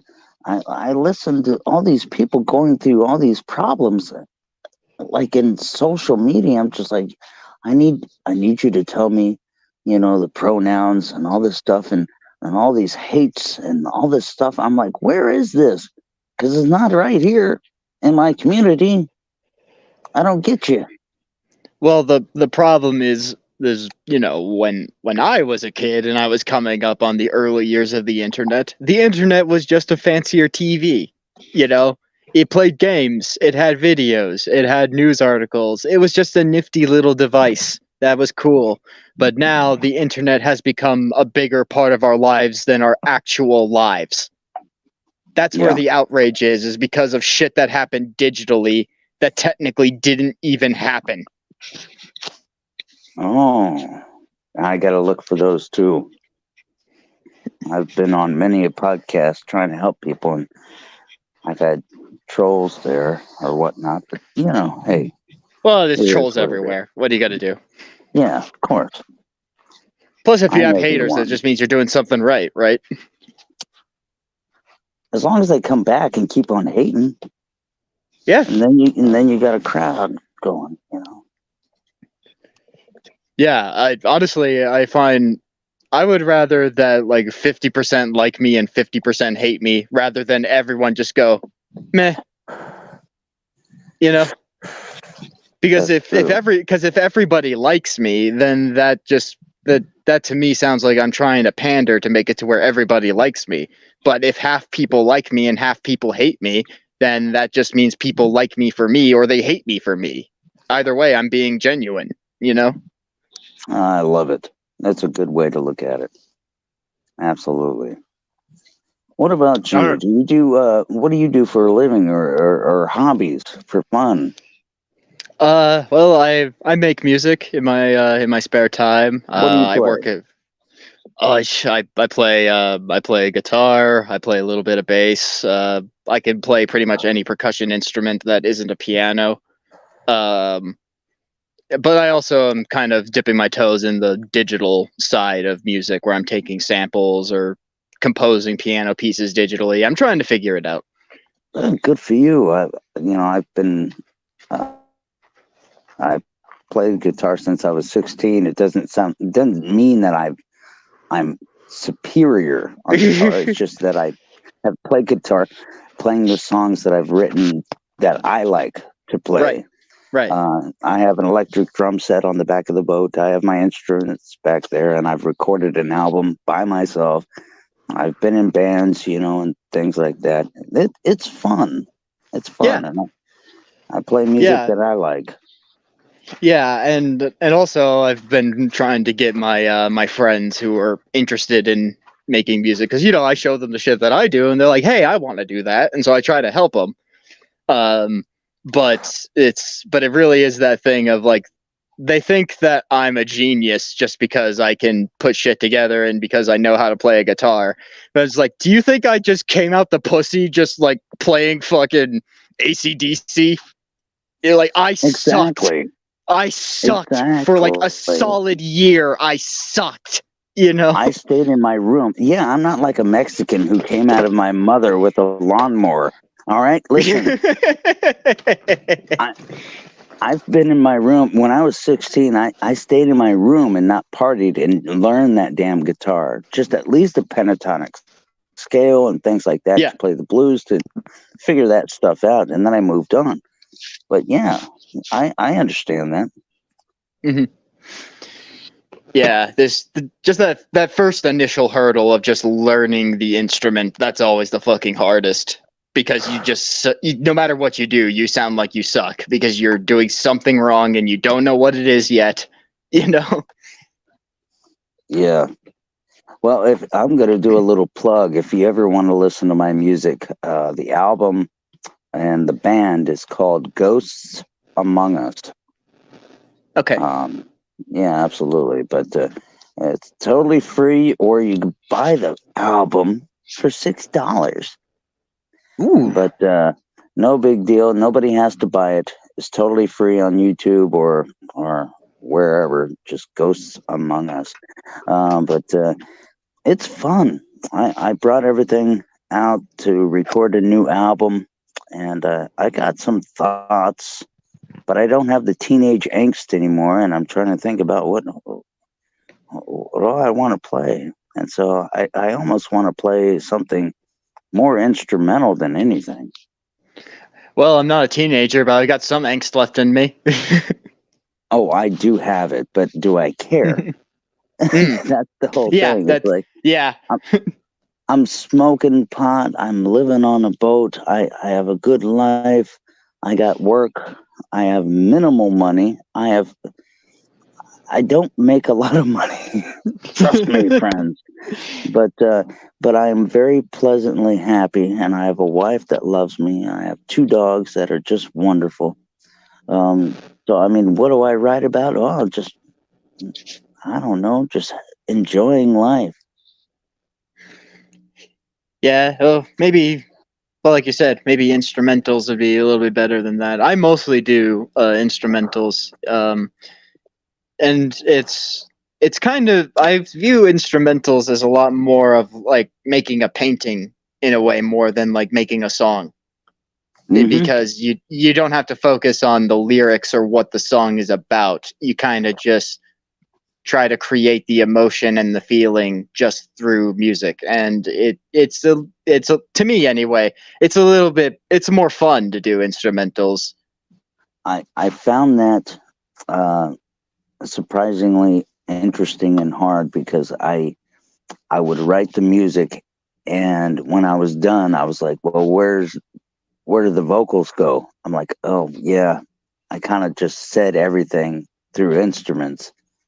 Yeah. I'm like, okay, well, I got to add something. And so I'm like, okay, I'll sing a little bit. I could do some Bowie. Yeah,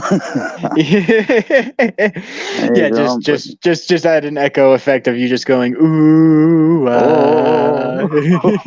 yeah. But yeah, that's been fun. Um, anyway, I'm about to do, I guess, these tarot cards. Would you like a tarot reading? Sure. All right, let's see. I got this special tarot deck that was sent to me when I was doing a podcast called Simplicity Radio for the longest time. And I got wind of this show called The Judge Neil Show. And he started doing tarot readings, and they were very funny. And I thought they were very interesting. And I said, where are your tarot cards? And so what he did, he created his own tarot cards. And they're not your normal 88 deck tarot cards. They're like 125, some bullshit. But he drew every single picture, and they're very interesting. And when I do my tarot cards, I do my own thing. And other people have other ways to do it. But Right. I'm going to shuffle these cards. And first of all, my first experience with tarot readings was back when I was a kid. And my mom used to teach me that. I mean, my mom gave me my first Ouija board when I was in elementary school. And I took it in for show and tell. It was wonderful. But she also, when we were in San Antonio, she said, I know this person. I will read your cards. And it was an old black woman. You always got to trust an old black woman. And she lived in a white house with red polka dots painted all over for protection against evil. And she used a regular deck of playing cards. And she read my cards, and she said, you're going to meet a new friend, and it's going to be wonderful. And I'm like, well, that's wonderful. That's great. You know, that's my sound as a kid. And the very next day, I met a dude across the alley from me, and we became best friends. And we played cars, and we made our own dirt track and stuff, and all that stuff. It was just wonderful. So I believed in it for a long time. What I'm going to do for you is I'm going to just shuffle these. I'm going to just tell you what I have in store for you. All right. I'm just going to do Alrighty. some 3 cards, and they're not going to be the normal past, present, future something. I'm just going to give you something. But first, I'm going to ask you, tell me when to stop. Okay. Stop. Okay. Okay. Tell me when to stop again. Stop. Okay.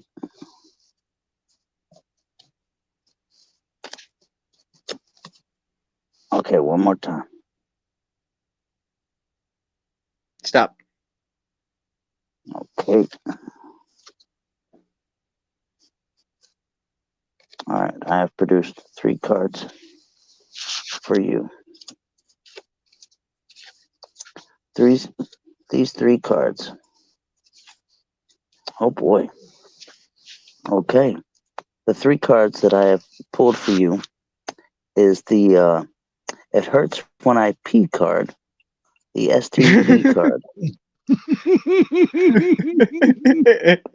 Oh And boy. that sounds like to me that you're trying, to do something pretty normal, but it's getting pretty difficult, and you don't know why, because it should be a normal flow, so to speak, but it's not working out. And it's like doing the same thing over and over again, but it's not working. So maybe you should try something different. The next card is the shit card. Oh, that could mean a lot of things. Yeah, and to me, this sounds like something you have to deal with that is a hump, so to speak, that you have to get over to get away from that. And the third card is the Heavy Flow Day card. That's pretty much a PMS card. And so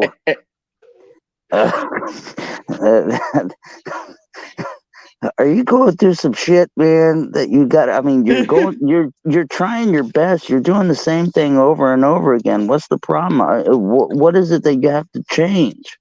I mean, Well, he's only made 5.5 cents so far in his podcasting career. So you got to change your. Go to a different podcast, my friend. Hey, you predicted 2 years, remember? Well, okay, have fun with your 2 years, but after that, once we're all done.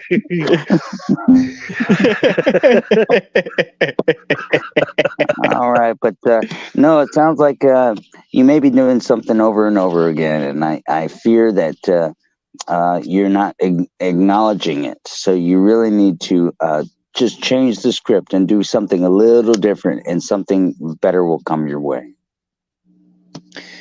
Well, that might be a little bit difficult, because the first thing that pops into my head when you say that is, I imagine it's probably just the grind of my job. I work at a KFC basically full time, and I'm going to be getting a promotion here soon. So probably means I'm going to be working more. So, it's a bit stressful. Like I would rather, I'd rather be doing this. I'd rather be doing this every fucking day, but I need to make money.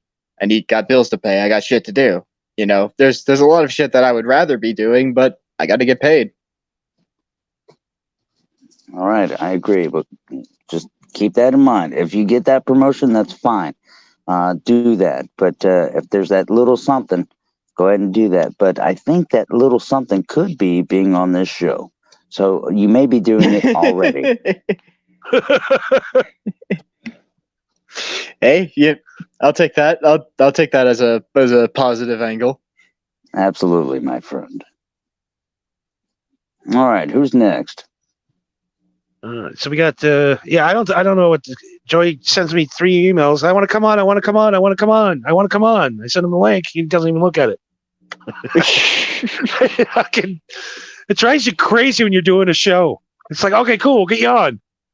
Where the fuck are you? So Joe, if you're listening, I sent you the link on your Twitter. Well, how about you pull a reading for Johnny since he's here? Oh yeah, I can do that.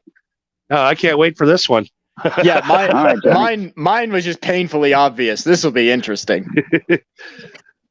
All right, It's weird Johnny. how them cards. All right. Tell me when you're ready I to got tell me to the- stop. Yeah, okay, here we go. You ready? Go ahead, tell me Yep. when. When? Oh my. Okay. Oh, boy.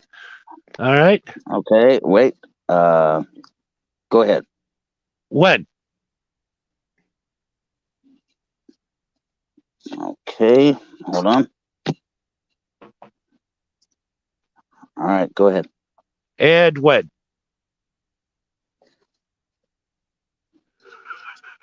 And you're just grabbing all the top Alrighty. cards, huh? No, I don't do that. Like, hey, do you not remember this episode of the show? I never lie. I don't do this bullshit. I actually do this psychically. Oh, okay. All right. No, I mean, I was just saying, like, man, he didn't even give a long pause like I did for dramatic effect. It's just like, it's like, nah, give it to me now. Oh, I see. I need him quickly. I was actually just a little better at what I was doing, so it's fine. All Well, right. I think Annie remembers the night that my ex-wife pulled some tarot cards out on me, and we got in a huge fight and got basically divorced over it. So I haven't had a reading since, so I can't wait to see this one. Oh my gosh, yeah, and I do remember that. All right. Here's your 3 cards. The first card is the sad face. Okay. Yeah, the sad face. I know you. Oh, you got some good intentions, my friend. But there is something in the back of your head that's still happening that you're like, what the fuck am I doing? Why am I doing this? What is happening? Gee, That is I there. wonder what that could be. Boy, it couldn't be this show, right? No, I couldn't Oh, that's possibly be okay. that.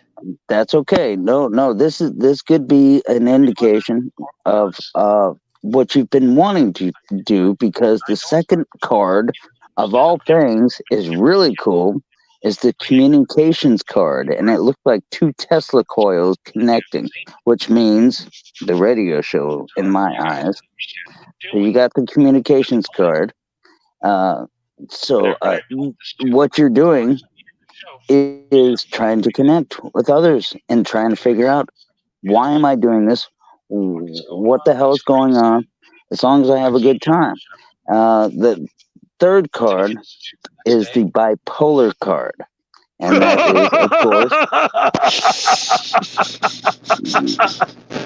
that is, of course, the outcome of, is this really going to solve my problem?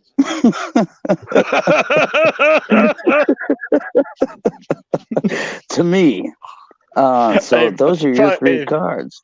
Okay, listen, no disrespect, but how dare you accuse my partner here of being bipolar? Johnny Cush, of all people. How dare you assume that he's bipolar? I just read the cards. I don't judge. I just read One the cards. One second, Joe. We got the great Joey C's coming in for a reading. He needs a reading. He's getting ready to start his AM radio career. Oh, really? Maybe Oh, Joey's that's here. perfect. I don't know. That's perfect. He was in the I could chat. Start, I He's could start waving. charging. Oh, I think I got to put him on or something, right? Yeah. No, he's on the stage. There he is. There he is. Hello, Joey. Welcome back to the show. Marco V and my brother Johnny Cush and some other person making a reading. This is Eddie Spector. Eddie Spector, how you doing? Hello, Joey. How are you? I am outstanding. How are you? So Joey, this guy just gave two like straight up right on readings. Are you ready to get your reading, Joey? Hell yeah. Oh, the wife said hello to both you and Marco. Oh, hi, Tell her I said Christina. hello. We love Christina over here. She's such a sweetheart. Yes. Love her. Love that lady. She's such a nice lady. All right, Nice. sorry. No, my wife is there. Different, different Christina. Yeah, different. But you know, we never know with Hold Joey. on. He's a two-time batting champion. You never know. I gotta go check my bedroom. Hold on. Eddie Spectre. So, All right. Yes, Joey. yes, Would you like a reading from this interesting tarot deck? absolutely. All right, here we go. All right. This darn thing. All right, here we go. Can you hear me? I can hear you. All right. Hey, tell Joey. me when to stop. Hold on a second. Hey, Joey, is there any way you can bump up your volume just a hair? I sure can. All right. More Joey C's. That's what we need, baby. How's that? That better? Oh, perfect. Better. Awesome. Thank you, man. No, it sounds better. Joey, you can tell do it me too. when You to can do it too stop. for me. All right, go ahead. Stop. All right.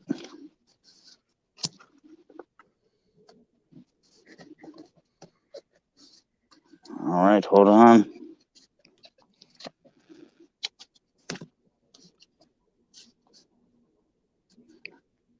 All right, tell me when to stop. All right. Stop. Okay.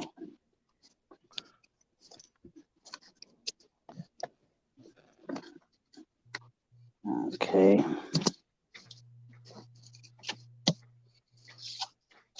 All right, tell me when to stop. All right. Stop. Oh, okay. That one wanted to pop up. Okay. All right, Joey. Oh boy. Look at this. All right, the first card I have is the open legs card. How promiscuous are you, Joey? No longer promiscuous. I used to be very promiscuous. Okay. Well, the guy's still banging his wife 3 times a day. Well, yeah, I'm only with one woman. I'm with my wife, but I mean, in my younger years, yes, I was out there. Yeah. You're very promiscuous though right now, sexual. Oh yeah, me and my wife, yes. No, that's good. No, it sounds like you do have a pretty good thing going on. Actually, with that, that's what I have for you with the open legs. It's like, yeah, you're pretty happy with what's going on in your life, with your lady friend. The second card I have, well, is the toilet. So, do you have any diseases, Joey? No diseases, no. No. I see this as something like it's a good flow because everything's going just fine. And the toilet, by the way, it's a personal thing, and for that to experience to be drawn for you means that you are comfortable and yes, you're okay. Yes. The third card I have is the airplane. I feel like, okay, you're very happy with this woman here, and yes. you are comfortable with what's going on here. And do you plan on moving along somewhere? Maybe you've been wanting to do something with your wife, Yes, I have been. Very true. like an anniversary you couldn't afford. Yes. Yeah, that's what I see. Yeah, make sure you're very happy, man. Make sure you take care of that because there was an underlining card. You're doing very well. Make sure you take advantage of that situation with making your wife happy. and I take do. that anniversary that when you can to make her happy. Keep that thing happening because I believe that she's very happy as well. She is. Yeah, you guys are doing great. Oh, that's a very good read. You're doing well, Yes. man. Yes. Well, at least in that department. At least with the wife department, I'm doing well. Yes. Hey, that's all that matters. That's all that matters, right? Hey, that's okay, but that was just a reading apparently with your situation, but with your future, I believe you should take advantage of a vacation, and maybe that will instigate something better with your business. Yeah. Well, the Hard Rock did give me 2 free nights tonight to stay at their hotel. So. Hey, there you go. Mhm. I tell you, people, this Eddie, these cards, he does. This guy has got a magic. He's got a magic to him. This man. Can I ask a question? You don't see nothing about tree houses or stuff like that. God damn it. Oh God. As long as I don't see no tree houses in my future, I'll be all right.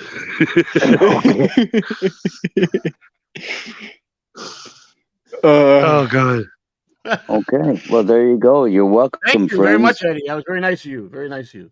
Thank you. You know, you should make a Of reading for course, his wife. anytime. You should make a reading for his wife just to make sure everything syncs up. I don't want to break his heart. Let's just end it on a high note. Yeah, let's just keep it there.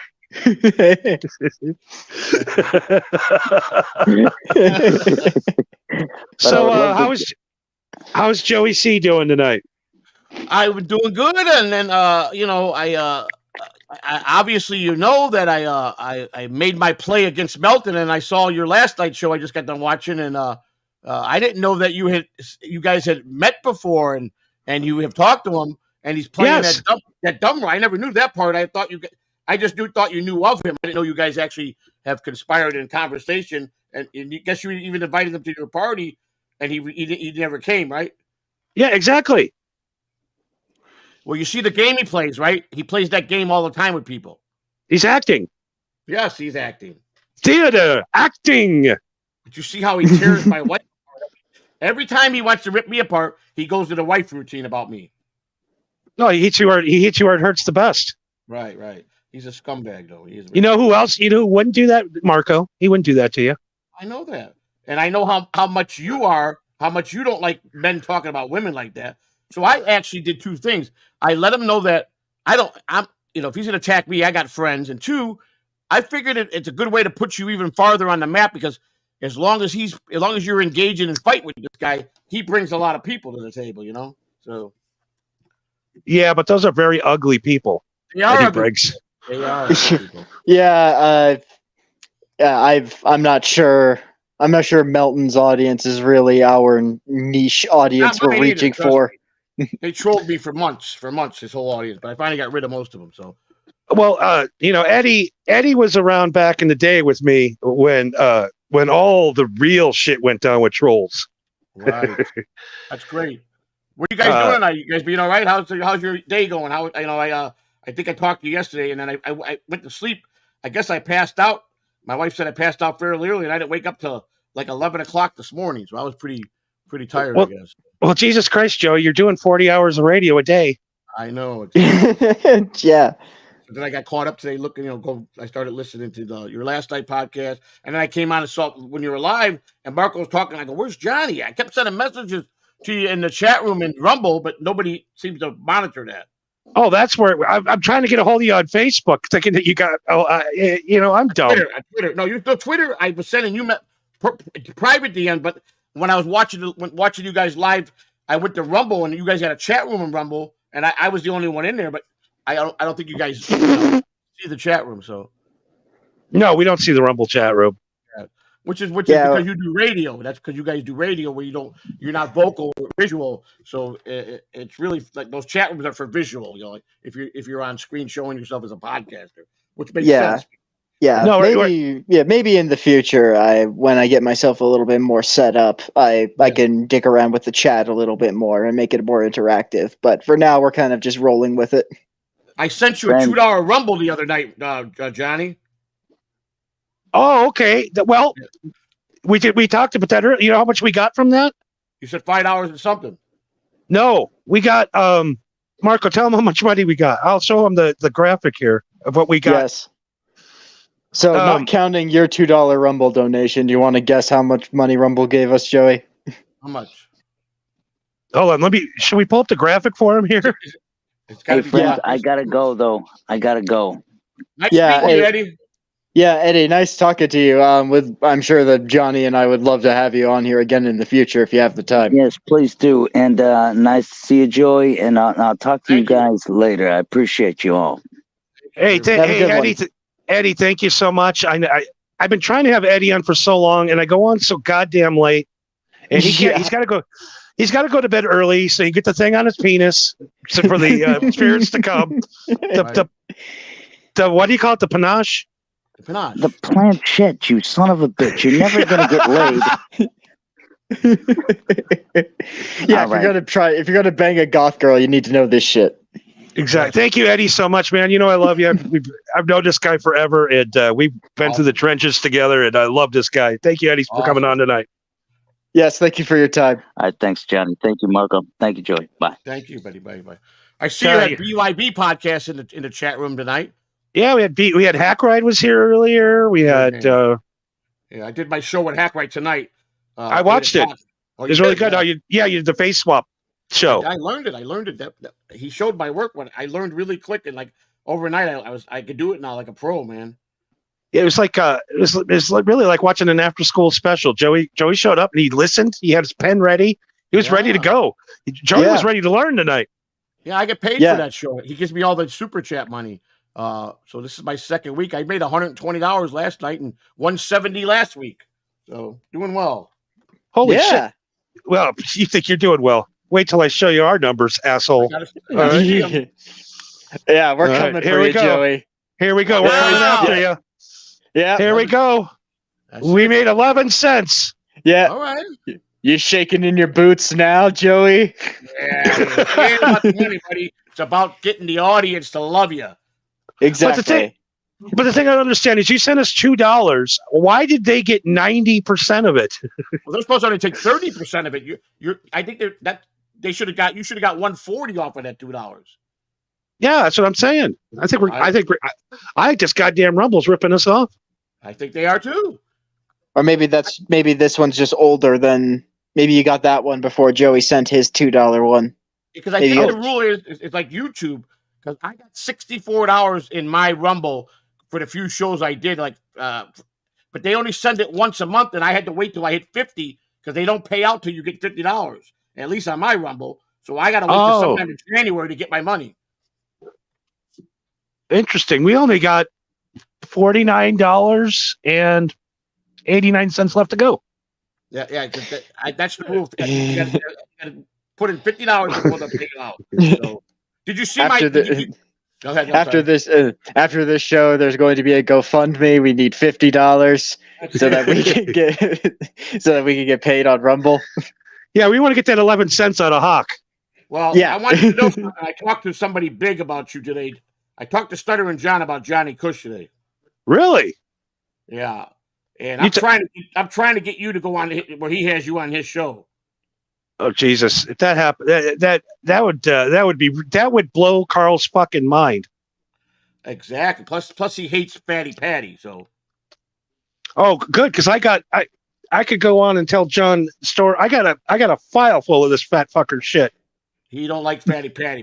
Fatty Patty talked about his transgender kids, and John did not like that. So. Hey, did you happen to know how he did not deny that's his real name? He did. No, he yelled at me. He goes, "Why are you doxing me and telling everybody my real name, Joey?" Yeah, David Lamont. Yeah, I told him. I said, "Don't worry." I said, "We're coming." He goes, "Oh, you guys ain't nothing." I go, I'll see you at the Onion Con with the Kush Army. We'll be there. Don't worry. We'll be there, buddy. I got him. But John, I talked to John a little bit. I was on John's podcast today for 3 hours. with the great radio guy for the last 40 years. Howard Stern's one of his biggest guests. High Pitch Eric and I did a stream today. What? Wow. Are you kidding me? I'm not Holy kidding you. shit. Yeah. Yep. Wow. Holy, how'd it go? Outstanding. I've been a High Pitch Eric fan for 30 years. And High Pitch is the best. I Yeah, told him, Daddy. yeah, no, it's hey, fuck you, Joey. See what the fuck you doing? You know. And Yeah, High what Pitch was his beef with you? Well, I've been chasing him for 5 years, trying to get calling. I've had his phone number. I always get his phone number, and I call him. He called the police twice on me. He's blocked me everywhere. So today he gets on. He got John sends me a link and Vince the Lawyer link. So me and Vince the Lawyer are on there, and then High Pitch calls Vince the Lawyer, and I go, get him on here, send him a link. And John goes, I go, John, put the High Pitch on. So High Pitch gets on, he comes on, and he goes, is that Joey C up there? I go, yeah, High Pitch is me. I thought he was going to tell John, get him out of here. So we start. Next thing I know, he's my best friend. He's telling Vince, I'll fucking send Joey C to fucking kill you. and he goes, Joey C and I are going to start doing a fucking podcast. We're going to make millions. And he became my best friend today. And it was like, for me, out of all the podcasting I did and all the people I've done shows with, doing it with High Pitch Eric was like if I was doing it with Howard Stern. That's how good it was for me today. But John took it down. He took it down and made it private right away after his show. So the only way the only way you catch bits and pieces is last night's Uncle Rico show, where they were sniping us, and they were sniping a lot of it, and you can see some of it on there. John will probably put it back up in a couple of days, or he'll put it in his what's that called? The Patreon? Patreon. It's Patreon, yeah. Yeah. Oh, cool. Yeah, I got to see that. I can't even believe you, High Pitch Eric, Stuttering John, all on the same show. And Vince the Lawyer. Holy shit. Yeah. To me, it was the greatest thing that happened to me in this type of, working on this, working on podcasts. Joey, let me talk to you for a second. Let me talk to you. All right. Now, you were sitting, I don't want to bring it up, but it's public knowledge. A few months ago, you were sitting in a goddamn prison. Oh, I've been out a year and a half. A year and a half ago, you were sitting in a goddamn prison, not knowing what you're going to do with your life, not knowing what's going on. Right. And now, a year and a half later, like Eddie said, 2 years. Right. So you're 6 months away, Joey, from putting six figures in your bank account. We know that. Right. So far, you've been in this 6 months, you said? I've been what? I started streaming. I know you did the Blog Talk radio show, but I mean the brand new, modern streaming. Hang on one second, John. Oh, yeah, go ahead. Huh? They got money. They got a rant. Oh, so she said you got a rant. Somebody sent you a rant on Rumble. Okay, I don't even know what that is. Oh, somebody sent you money on Rumble. A Rumble rant. Well, no, don't send me money. No, she said somebody. Oh, yeah. One of your fans did. Oh, okay. Yeah, I don't. Yeah. You guys don't need to be sending me money. Just your time's more important to me than your money. The fact that people are still watching when we're 2 hours in is fucking incredible. You don't need to give us money. No, it wasn't us. It was someone else. An actual fan was doing it. So I don't know. I know. I'm saying it. Yeah, I'm saying it to them, not you. Okay. So go ahead, Johnny. Yeah. So 6 months I started streaming on YouTube. Right. That's correct. 6 months ago. I'm a real fan, motherfucker. Oh, you sent it. Oh, my wife sent it to you. Okay, there you go. Well, I'm not going to say no to Christina, so tell her I said thanks. Hey, say thank you. So, Johnny, what's your question? Hello? Where'd Johnny go? I don't know. Johnny, are you there? We lost Johnny. All right. Well, I guess it's the Marco show now. My guest Joey C. Again. Hey, Marco, what's up, buddy? Nothing much. Just just trying to carry on with the show and stalling. Yeah. Yeah. How about that sport ball? And they scored them goals. Yes. I was really impressed when I didn't hear Johnny. I'm listening to you with this guy. I didn't know who this guy was, and you were handling him pretty good. Yeah, pretty cool. You did that. You think I handled him good? I think you handled him good. Yeah, you were doing really good with him, man. Yeah, you kept it interesting. You kept it going. You kept it talking. We got a couple people in the chat. You got Ross Dog, Broken Spirit. You got Lambda's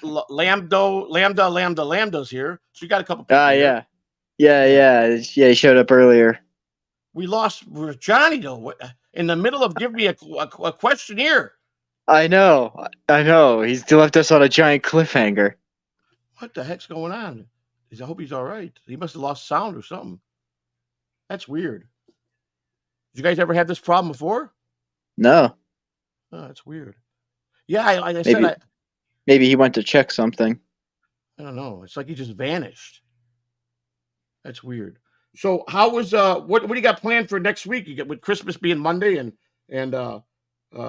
Sunday being Christmas Eve, and so it's a big weekend. And Monday's Christmas. And what do you got planned at the family house? Just the standard. Everybody on my dad's side of the family, we gather on Christmas Eve, so that way on Christmas we spend time with the rest of our families. But we pretty much just do Christmas on Christmas Eve, where we have food and give each other gifts and bust each other's balls and drink. Standard. That's cool, man. Yeah. I miss when my grandparents were alive, going to the family. When you have all the family together, especially on holidays, it's a great feeling, man. But we got me, my wife, my brother-in-law, maybe one or two of our kids we might see for the holiday. We'll see how it goes. But usually they're quiet these last couple of years. But last two Christmases, last year we were home, but the two Christmases before that we were both locked up. But we like it quiet. I cook every holiday. I do all the cooking. So what do you usually cook for Christmas? We usually do a ham. Yes, that's what like a Coca-Cola glazed ham. Yes, that's what I'm doing, a ham, and I'll do some sweet potatoes and mashed potatoes, sweet potatoes, make some deviled eggs and a few other things. She'll probably make a couple pies. She likes to cook some pies. So we'll have a good amount of food, and we'll set it up, and then we'll have a family prayer, and then we'll attack it and eat it, man. And that's it, man. Get myself fatter. You know what I'm saying? Yeah. So, but yeah. Well, yeah, you got to hibernate. It's getting cold. Yeah, it was. We went out a little bit tonight, and it's the first day I wore a long sleeve shirt in a long time. I could feel it when I opened my door, and the hallway was a little chilly. I go, I better take a damn. So I put on a sweatshirt, and it was a good thing I did, because it was pretty chilly out. We had to go to run to the store. And, Joey's not live. No, I'm on Johnny Cushion and Marco's show tonight. Lambo. At the moment, it's the Marco show. We don't know where Johnny went. I'm sorry, my phone died. It just died right in the middle of it. Oh, there he is. Yep, I'm back. I'm sorry. We thought that someone might have, kidnapped you or something. Boy, I could only hope. You never know. I got that dog costume. Yeah. So you were in the middle of questioning me, or talking to me, you were telling me something. And I'm just saying, I've never seen a guy raised through the ranks quicker than you. You're on with Stuttering John. You're on with Shuli. You're on here and there. Now, you got into a point where a guy goes online, calls your wife a whore, makes shit up, and then 2 days later wants you to come out to get what we call that the Joey C rub. Yeah, exactly. I'm hip to his ass though. He wants to bring me out to roast me. He wants to roast me on stage on a live show. I would, $10,000. That's what I would charge it. That's what I charge him, $10,000. So he should be able to fill 1,000 seats because he's so popular. At $10 a piece, that's $10,000. That's Joey's appearance fee, $10,000. I told him I want a contract. He goes, because the first day he asked me, he ran his mouth. Oh, I'll put it in writing. Everything will be legit. So I go, where's my contract? He goes, you're at the bottom of the stack. Once he said that to me, I go, fuck you, I ain't coming. I started cussing him. That was it. He's full of shit. So I don't need his bullshit. He's just a jerk off and a guy I don't like. And I got Brennan. Well, see, I've been on John's show. I've done about a dozen of John's shows. Shuli's probably about 20 shows. Brennan's show, I did about a dozen. I did Carl once. Carl interviewed me in a real good interview.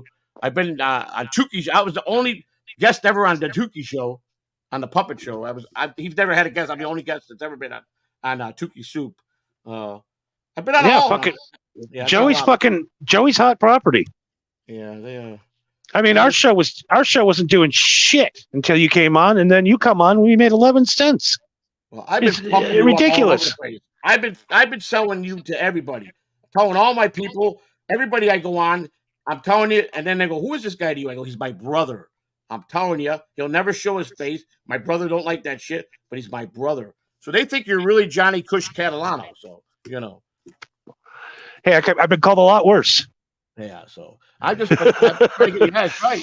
I've been too. I want John to have you on. I want him, and you should have Tom Gully on. Maybe he'd be a good guest for you. Fuck, I loved talking to Tom the other night. He was a good guy. I love that guy. And Uncle Jack loves you. And then DG said he'd reach out to you. DG's cool. He'd do your show too. And he's up at these hours, DG, because he's in Arizona. So he's on the same time frame as you. No, he's in California. He's on the same time zone as you. Yeah, because like me and Marco right now, it's only 12:30. Yeah, it's 3:30 here, but right now it's only 12:30 where DG's at. So, you know, he's up. I can guarantee you DG's up. I guarantee if I text him right now, he answers. I know he's up. Is he? He's up pretty late. Matter of fact, someone just texted me now. Oh, my boy Reverton, one of my mods and one of my my true fans that been really cool. He helped me out a lot. He's got rid of a lot of the trolls for me out of my chat room, man. So, but I went ballistic 2 days ago, man. I blew a gasket, man. I got in a shouting match for over an hour with a guy in my Discord. And I got so pissed off because the prick wouldn't tell me his name. He was baiting me. I go, show your face. Come meet me. Show me. I don't got to tell you my real name. I go, you know my real name. So I dismantled my Discord. I shut it down, and everybody's sending me, why can't we get a Discord? Guy goes, you're banned. I banned all the trolls. I started a new Discord. So they pissed me off, man. If I'd have saw that guy, I might have punched him in the face. So that's what's happening to me the last couple of days. Did we lose Marco? Marco? Polo? What? Marco? Polo? I think your buddy did a reading and he made it put a. First, you got kicked out. Now Marco's. Oh my God, this might be. I know. Fucking Eddie cursed us tonight. I don't know. Hopefully, Mark. Did I kick him out of the fucking chat room accidentally? I don't think so. I don't know. That's funny. What are you been up to? What was your day like? Well, I just look forward to Tuesday because I get to go on Marco. This is my favorite show of the week. Just let it loose. Yeah. So this is I don't have to do any show. Your Tuesday show going into Wednesday morning. That's you and Marco, right? Yep, we do that every Tuesday from here on out. We got to change. We have to change the name of the show though, so we're very upset about that. Why? Why you have to change it? Do you have to, or you just? We've had 3 podcasters so far claim the name. What? Way before us, including what is this? Private chat, including what's his name? The guy from Impractical Jokers, Saul. Oh, Marco's saying he's trapped. Help! Lots of. He's laugh out loud. I'm trapped. He's the streamer. Yeah, the goddamn StreamYard gremlins. Always. Yeah. Let me see if I have to bring him back onto the stage. Oh, I do. Here we go. All right, there we go. There we go. God, Joey, I need a producer. Yeah, help. I mean, Backride, please help us for the love of Satan. You know what? He is a producer. That's what he legitimately is. He's a music producer, Backride, and he's producing a lot of shows. But I started really doing some deep dark thinking, and I did Blog Talk Radio, and you're right. I agree. I like radio. I don't like showing myself no more. I want to go back to radio. That's what my goal is. I might go back on Blog Talk Radio starting next month and put my show together there, and then I'll do the podcast because just to keep the Dabbleverse thing going. Because if you do a show less than an hour, you can upload it to Spotify super easy. Really? Yeah, that's what we do. Well, we went over tonight, but. Yeah, we're not really good at keeping it less than an hour, but we're trying. So what are you guys going to name the new show? I mean, I'm curious. Or is that we had some pretty good suggestions in the chat, but we'll spitball. We'll think of something. Maybe Joey can come up with a name for us. Well, my wife would probably come up with a good name. She's shown me something, a technical issue That that they have the that- viewers are watching. that the viewers are They watching. keep stopping. The video on Rumble keeps cutting on and off. Huh.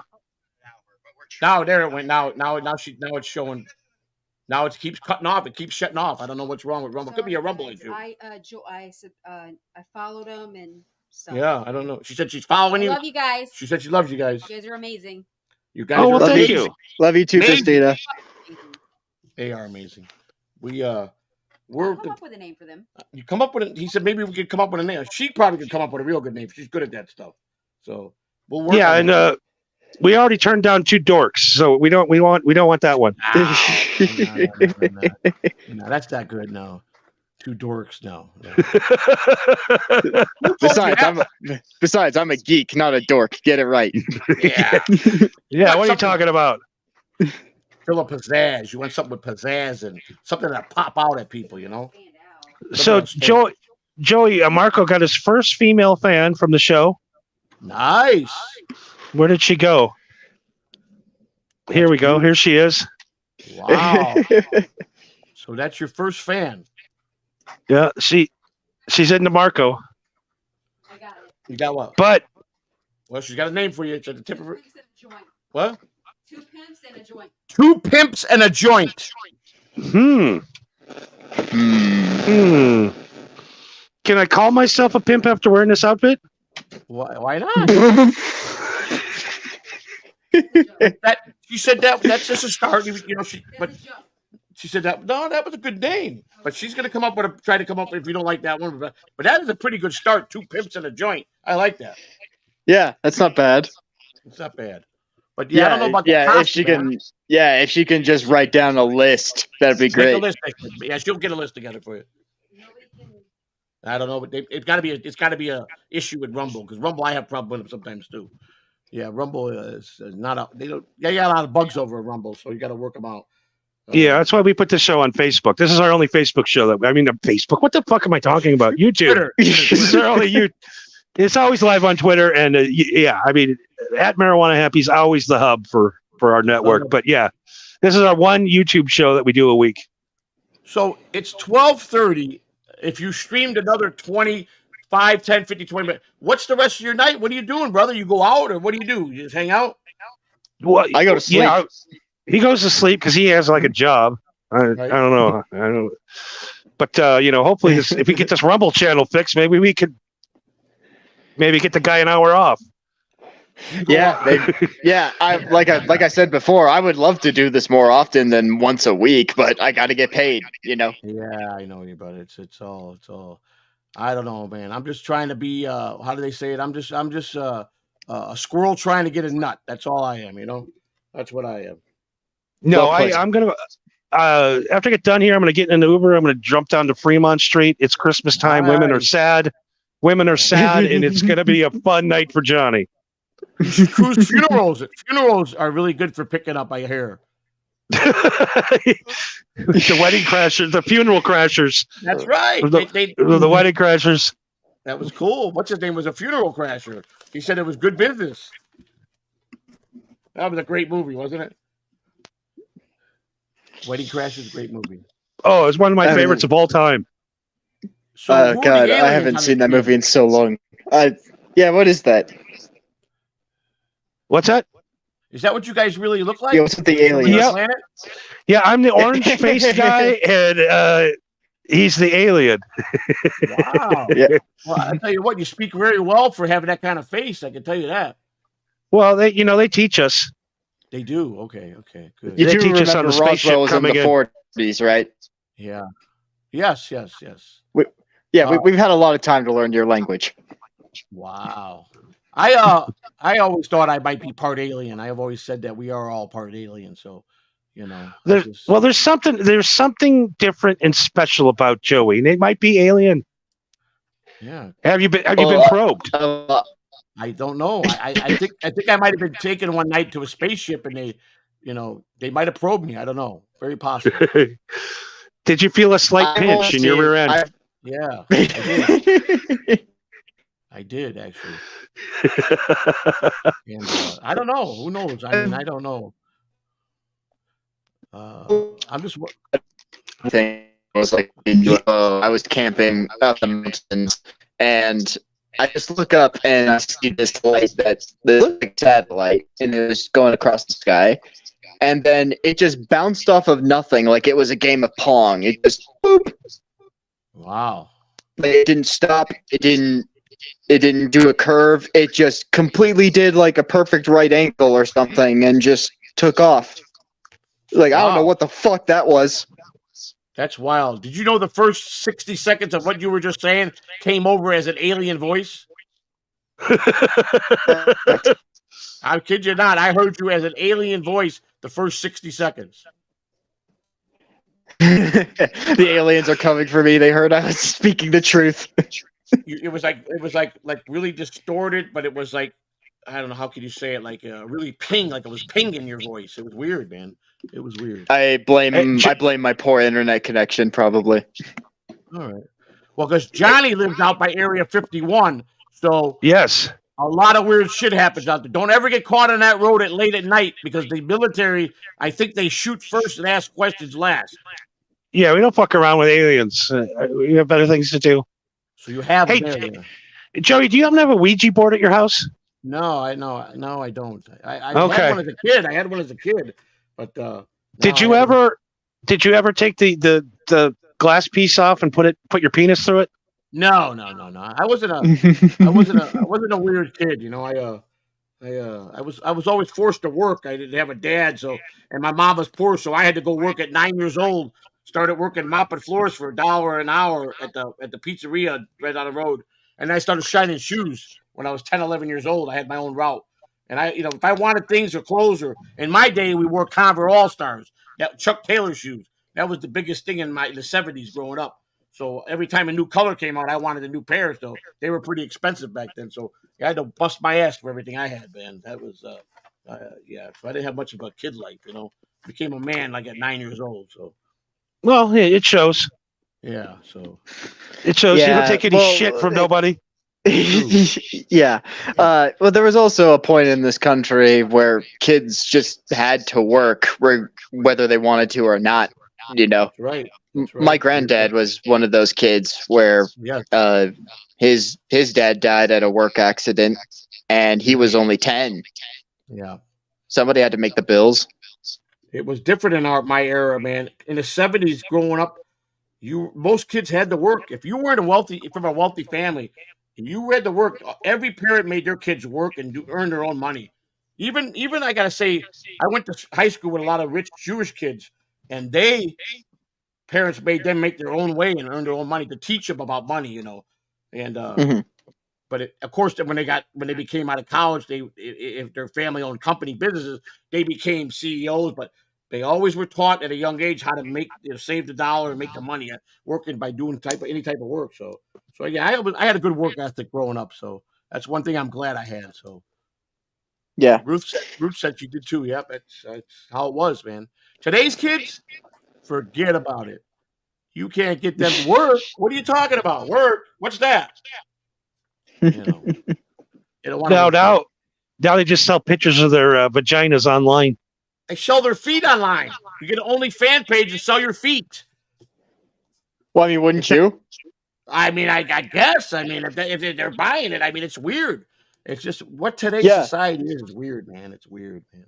I'm a dinosaur when it comes to this shit. I come from a gold day. Up there, aliens back. Common is because apparently what happened? I said the alien was back for a minute there. You're good now. You can hear you. I think it's the StreamYard gremlins telling us we need to stop the show.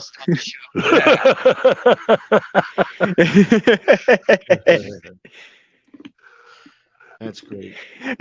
Anyway, what I was saying was apparently the part of the brain that controls the nervous system in our feet, it is right next to our libido. So there are some people where their brains, they just make that connection.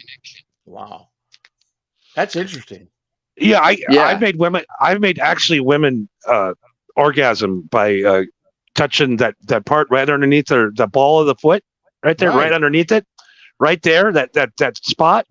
Oh, You got to just rub it for about 3.5 minutes, and wow. they'll love you forever. You should do an hour a night a sex therapy show and give tips out to some of these people that have no clue about anything. You might take it to the map, man. I'm telling you. Yeah, I did that. We did that for. It's coming back. The Triple X Sex Show comes back on Fridays. Yeah, that's great, man. I can't wait to hear that one. Yeah, Just trying to find my ex-wife because she was really good at that. okay. Well, some people are just natural born at certain things, and some people are still trying to figure it out. You know what I'm saying? So I believe whatever you're good at or whatever type of work you do, put it 100% in every day, whether it's shoveling shit or selling tickets at a ball game.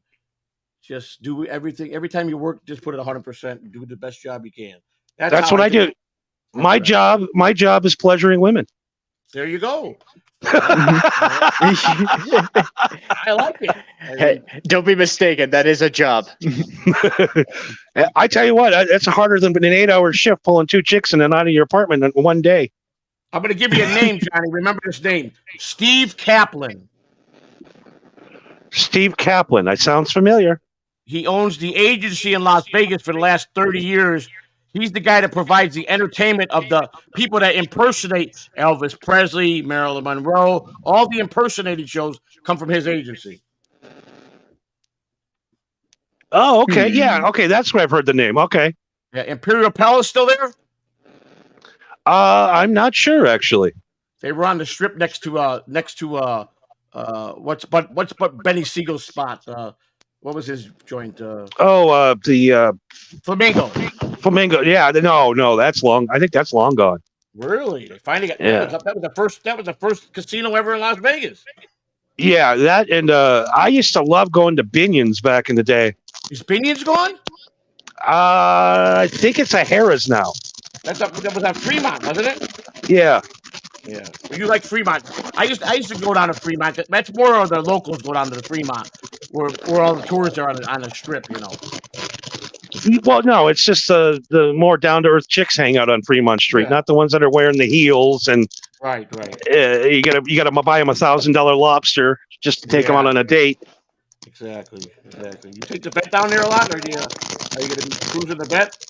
I've only driven it once. I drove it home from the dealership, and it's just sitting there.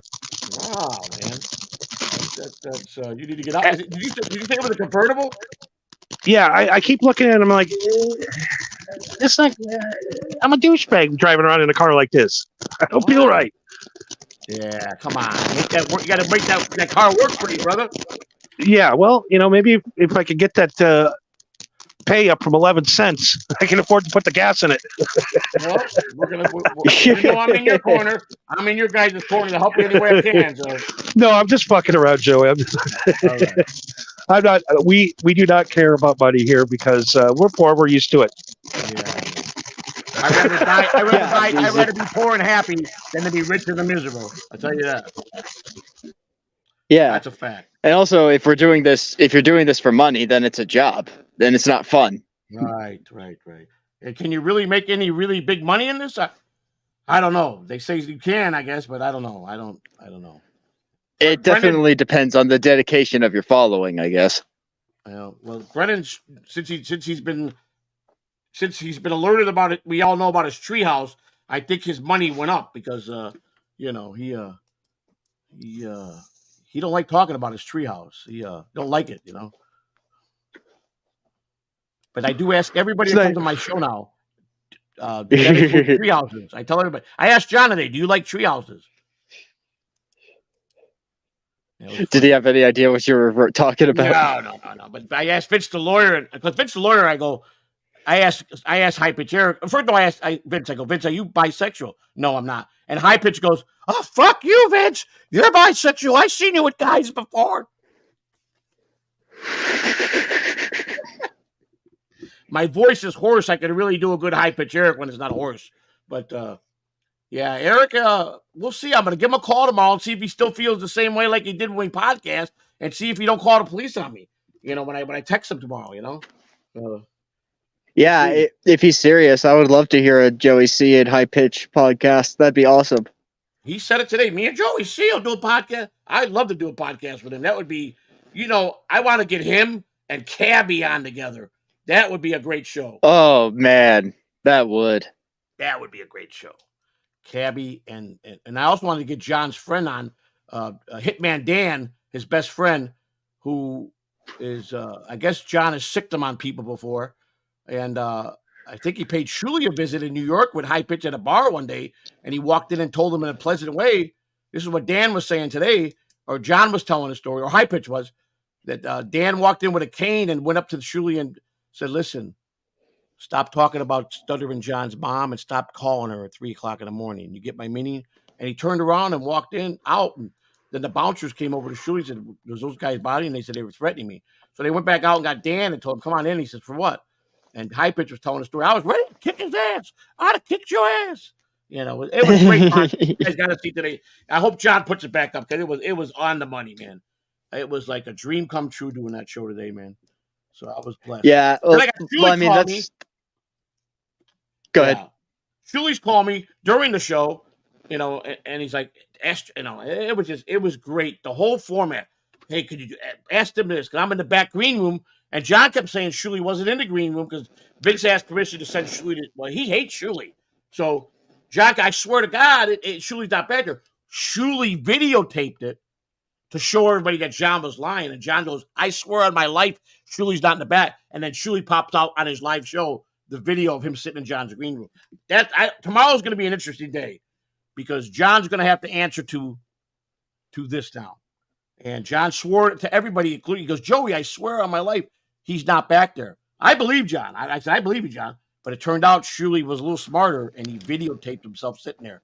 We're going to see tomorrow's going to be explosive. That's all I'm going to tell you. Be very explosive. Be interesting. So. Well, it's nice that we got some inside baseball of the Dabbleverse.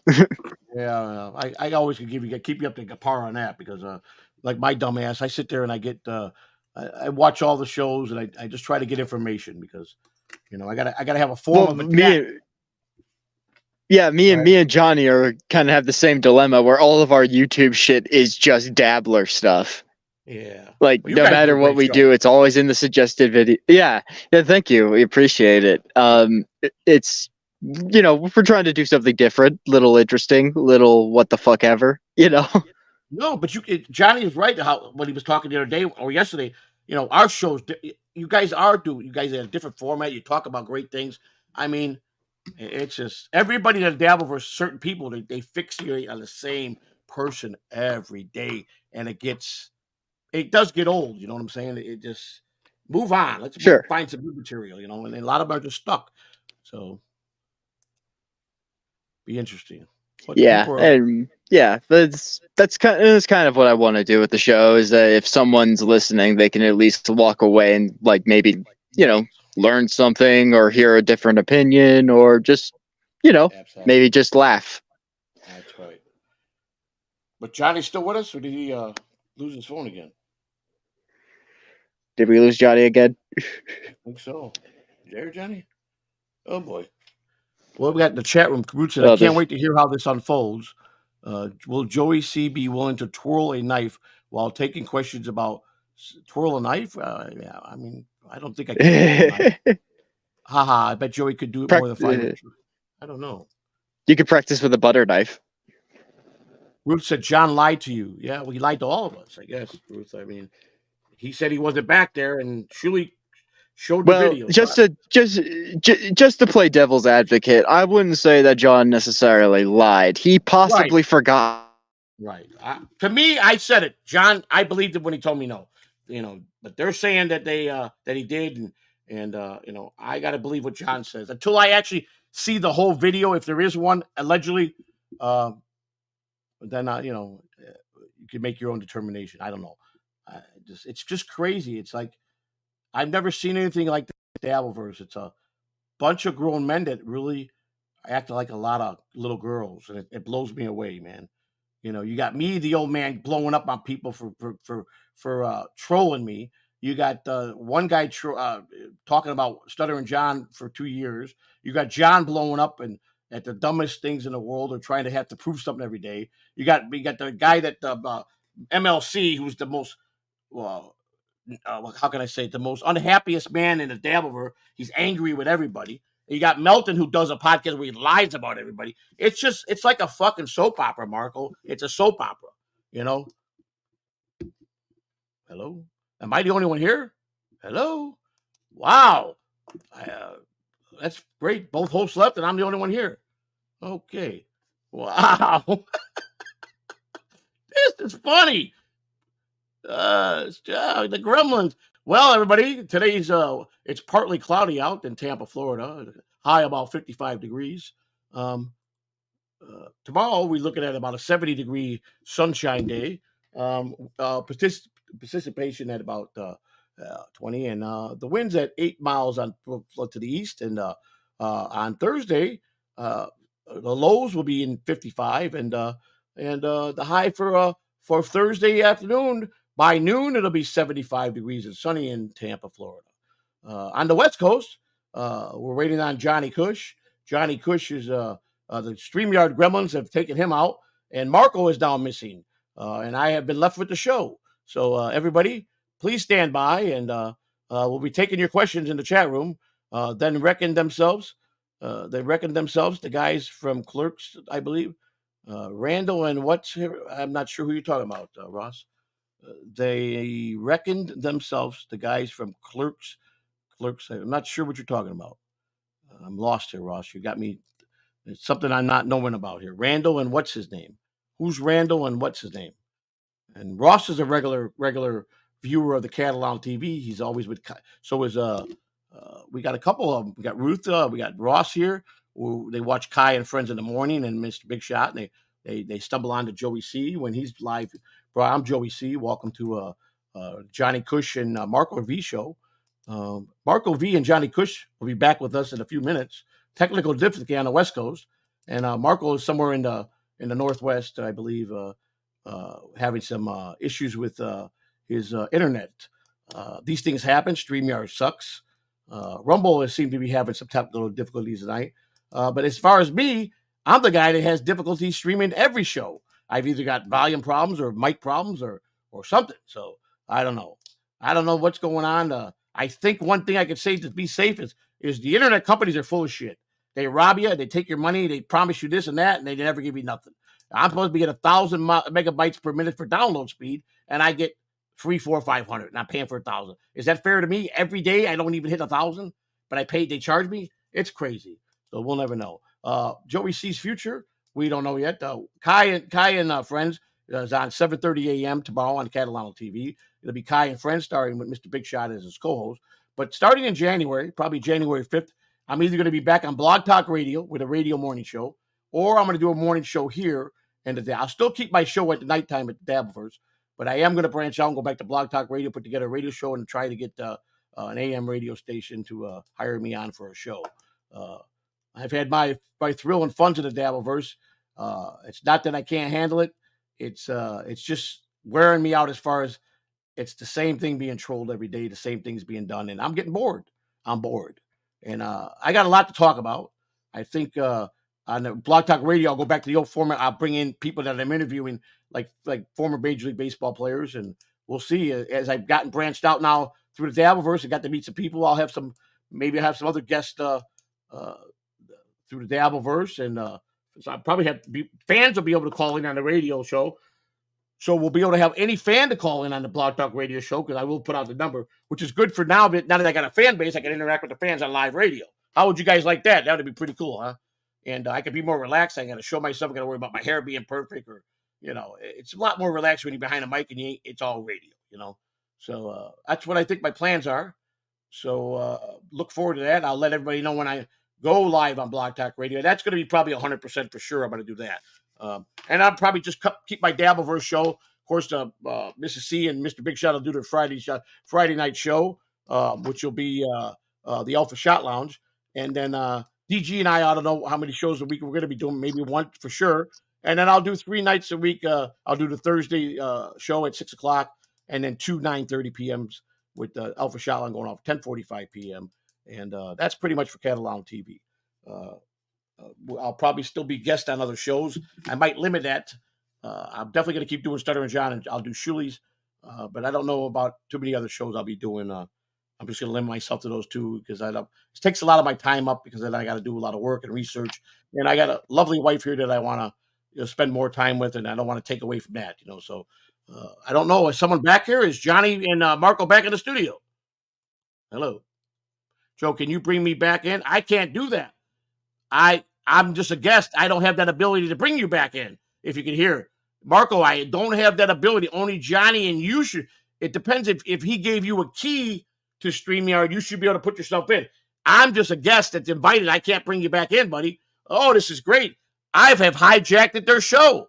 This is going down in history. Joey C, and I didn't do it purposely, but I think the guy that gave us the readings might have put a hex on us because they've been kicked out a couple. And Marco's is sitting in the green room. I can't see him. So this is interesting news. This is a news story that just broke out. I don't know what to do here. I don't want to leave and then the show will be live and it'll come back. So I might as well stay on and keep the show going. So we've got chat room. Any questions? We'll be glad to take some questions now as callers. We'll pretend you're callers. I'll practice the radio show. You're live on WKQX, the Joey C Show. Caller, what's your question? I can do this show. Of course I can do that. I'm seasoned enough to do the show. I just feel uncomfortable doing the show because this is not my show. I hear someone in the background. Is that Johnny or is that Marco? Are you there? Hello. We've seen the lost. I'm on Florida and their way. One's on the West Coast. We seem to lost our West Coast feed. Johnny Cush, are you there? And this is Johnny. Yeah, I think I'm finally here. Wow. Hello. Yes, I can hear you. Well, we kept your show alive. I felt really weird. It felt like I hijacked your show. Marco's in the green room trying to get back in. I'm so sorry. The phone died, and then I got another phone, and it didn't hook up to the internet, so I had to run out to the parking garage and hook up my car. You're good, buddy. You're good. Well, Marco's trying to get in. He's in the green room asking me in the private chat, let me back in. I don't have that ability. I can't. We did a good segment here. We kept the people going, and we're definitely we did a good job. Question for Joey C. Cub pitching staff was decimated by injuries during the 1986 season. Joey C. Your thoughts? Well, that was my last year that I worked for the Cubs, and you're correct. There was a lot of injuries, I believe, that year. That was my last season. That I made the crucial mistake of quitting my job in the big leagues because I wasn't making no money that I should have been making, and I was a young father, and I went on to do a regular job, which cost me ever getting back to the big leagues ever again to work in the locker room. I had to work in the minor leagues, which sucked. But that's yes, Cubs had a lot of good years. They should have won that. They were cursed by the Bambino. That was the thing that went around Chicago. They had the curse of the Bambino. So I'm going to give it back over to Johnny. You worked with the Iowa Cubs? No, I worked with the Major League Cubs. No, they said you sent you down to the minor leagues. Did they send you to Iowa? No. I quit my baseball job, came back 4 years later, went to work for the Phillies in Clearwater at the minor league complex. And I never worked for the Iowa. I got you. Yeah. Okay. I got you. Yeah, that's what I did. 25 years later, I was working for different minor league teams. I worked with 7 organizations in 25 years in the minor leagues. So I'm turning this back over to Johnny Cush. This is the Johnny Cush Marco V Show. The name is going to be changed. We're going to run a contest where people could send in their requests of what they think the show should be called. Johnny's going to take everything into consideration. So let's find Johnny Cush and Marco V a good name for the show. My wife is doing it. Why not make it a contest? Absolutely, because we're too dumb to come up with a good name. And it hasn't been used already. That's right. So you guys, this is the contest. You spread the word. We've got a contest going for these guys, and the prize will be we'll give you something. I have a full store. We sell memorabilia out of. We sell Joey C. I Hate Joey C. shirts. We have Blowy C. hats. We have Mrs. Alpha Shotline and Mr. Big Shot T-shirts and hats. We'll donate a hat to anybody that comes up with a name that they use. Okay, so let me know. So where do you get the merchandise at? I did it through Stream Elements. It didn't cost me nothing. The store setup was free. It didn't cost $1 out of my pocket through Stream Elements. You set up your store, you design your own stuff through their artwork. You could create your own artwork, and you go to work and make a T-shirt, sweatshirts, hats, mouse pads, stickers, and we got a whole line of the stuff up there, man. It's pretty good. I haven't made one sale. I've had the store for 3 months, and no one's bought it. I try to advertise it as much as I can, but I really don't. I mean, it's on my YouTube page and the links, but I don't talk about it like I should every day. Christmas time. Well, I'll tell you. Go ahead. Oh, I'm sorry. Me and Marco will make you a really cool commercial. Send me over the link of where your merchandise is, and we'll put together a really cool commercial you can play on all your shows. Well, this is I'll make a song for you. All right. Let me. I'm going to give you guys a link right now. Like I said, I got cool merch. Check out the store. It's pretty cool. I got Blowy C hats because they nicknamed me. One of my nicknames in the Davers, the fans would call me Blowy C. So I said, you know what? I'll make that into a hat, and I'll wear it on my show, and they can see. Wow, I came up with that idea. That's right, Blowy C hat. That's it, man. That's great. Yeah, exactly. Take their hate and make money off it. You got to run with it, right? That's what they say, right? You got to embrace it. Embrace it, they say. So let me see if I did this right. I'm going to put this in the chat. The link for it. There it is. That's my link, and I'll put it in the private chat for you guys. That's my link to. It didn't go. Hello, it didn't take for some reason. Let me put it in the private chat. All right. Cool. We'll send it over to. We'll DM it to me. It went into the private chat. It's there for you guys, but it didn't go for the regular chat room. I don't know why. It gave me a timeout. I'm telling you, Eddie cursed the show. I'm telling you. I kept it alive for you guys. Well, that is the worst. You did. That is the absolute worst position to put anybody in. I was freaking out. Yeah. I go on this guy's show, and then they just both leave. That's what I said. Hello, anybody here? And I go, oh boy, what do I do? I can't just leave the show open and leave. I had to switch to my horror phone. That's all right, buddy. That's all right. You guys put me in a good place every night, and I love it, man. And especially if I've had a bad day. If I wind up having a bad day, and those are the days that are great when I come on and listen. I laugh, I get myself relaxed, and then I can go to sleep and get a good night's sleep. So thank you very much. Well, me and Mark are your little brothers, so we're there to help you out. Thank you very much. Very much. Yeah. Well, sure. I think we better end this. We should probably end the stream now when we're all three still here and we don't have another Nick Joey we keep still broadcasting can. for us. Thank you once again for having me, guys. I enjoyed it. Thank you. Hey, Joey, once again, you and your wife, I love both you guys so much. You guys have done so much to help us out, and anything we can ever do for you, like I said, we'll work out a good commercial for your merch site. And anything we can do for you, you holler. We're there for you. All I need is, like I said, yeah, absolutely.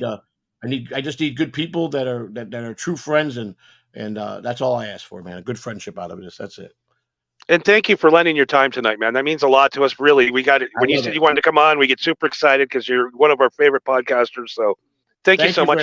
Yeah, we might have to make you number 2. And guess what, Joey? Yes, you're going to be nominated for a Cushy. So, all right, sounds good. So, New Year's Eve, we're giving out the Cushies. Thank you very much, guys. Enjoy it, everybody. So we might have to. If you win, we're going to ask you for a video acceptance speech. So, all right. I'll hit you up. We got a week away. All right, buddy. You guys have a great night. Again, thank you, and everybody that listened, we thank you, and don't forget to tune in tomorrow night for another great episode by Johnny Cush. I don't know if Marco will be on tomorrow, but Johnny will be on, and we love you guys, and thank you. Thank you so much, Joey. Thank you. Bye-bye. Thank you, Joey. Thanks for holding it down for us when the Gremlins took over. No problem, you guys. Have a great night. Thank you. Bye-bye. Thanks, my brother. Bye-bye. All right. Well, you think we better end this while we still can talk to each other?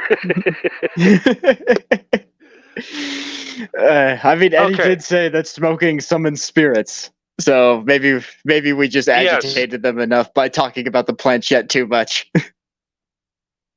I think the planchette has got us tonight. So we've learned way too much tonight. Yeah, I'm going to have to re-listen to this and write down actual notes on what Eddie said because there's a lot of weird shit that happened after he left. Yeah, we learned that rubber women want us to put on dog costumes. We've learned What else we learned? Oh, we got our tarot ratings tonight that were pretty much right on, Yeah, they were pretty spot on actually. and we got to meet the great Eddie tonight, and we let Joey C do our show for us. Yeah. We honestly once I would suggest that once we start off the MHH Empire, as you put it, I'm sure that we could squeeze in Joey to have his own show on here once we get the ball rolling. Oh hell yeah! I mean we have to split it 3 ways. Then we're talking 3 cents a piece, but we get this going. And that kind of alarms me a little bit, though, that the people are sending money and we're not getting it. Which is kind of weird, but you know. And we lost Marco. All right. All right. Let me just end this show. Marco will say thank you. We did 3 hours.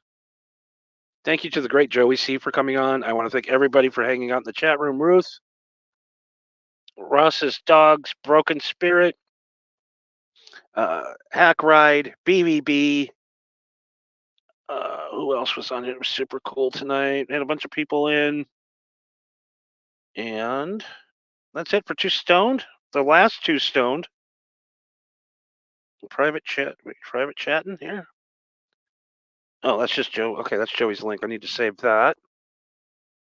And Jesus Christ. All right. How do I get out of this? We do that. Do we have Marco back so we can say goodbye? We do. Fucking Eddie. God damn it, Eddie. I'm going to do my plugs now. My Twitter is @MarcoV with 2 E's, 193. That is also my Spotify and my YouTube. Jesus Christ. Please DM me and tell me how much this show is a fucking nightmare, because I already know. Did we lose him? To hear. Oh my God. What? All right. This little 30-minute show turned into a 3-hour show tonight. But it was great. Thank you, Eddie. Thank you so much, Joey C. And of course, Marco V. Like you said, Marco V 193, MARCO VEE 193 at Twitter. All his socials are there. And we fucking lost him again. All right. God damn it. Oh, there he is. All right. Play the song already, damn it. Jeez, I'm trying to find it here. I'm on this new phone. Damn it. I'm telling you, they're going to be able to find this one. No, where is the goddamn intro song? Jesus Christ. All right. Hello. It says December 5th. Where is it? You got to be fucking kidding me. It's just... The gremlins are just relentless. All right. Thanks, man. We will be back next Tuesday with the new name of the show. We got a contest. I'm still liking the dime show, but yeah. But yeah, so far. Well, I'm sure Christina will come up with something for us. And then what else is going on? We want to say goodbye to we want to read the last chat before we go. No, amaze these two, which goes into I can't read. All right. I'm sorry, Ross. That was the worst text read of all time. I'm amazed. Are you trying to read what's on the screen right now? These two know which foot goes into which shoe. Oh, we're stupid. The guy's saying we're stupid. Well, it took you long enough. Well, I hate to say it, but he might be right. It's kind of hard to defend yourself when you previously said, "Man, I can't read." It's just, wow, man. Okay, all right, we are leaving.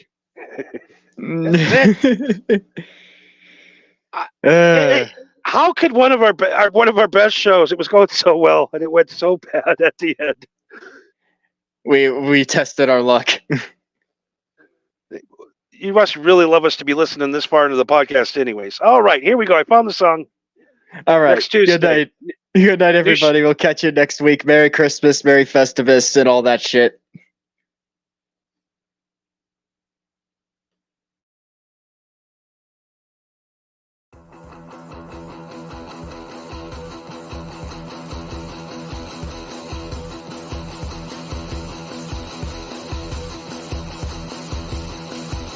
The moon is full and the stars are aligned.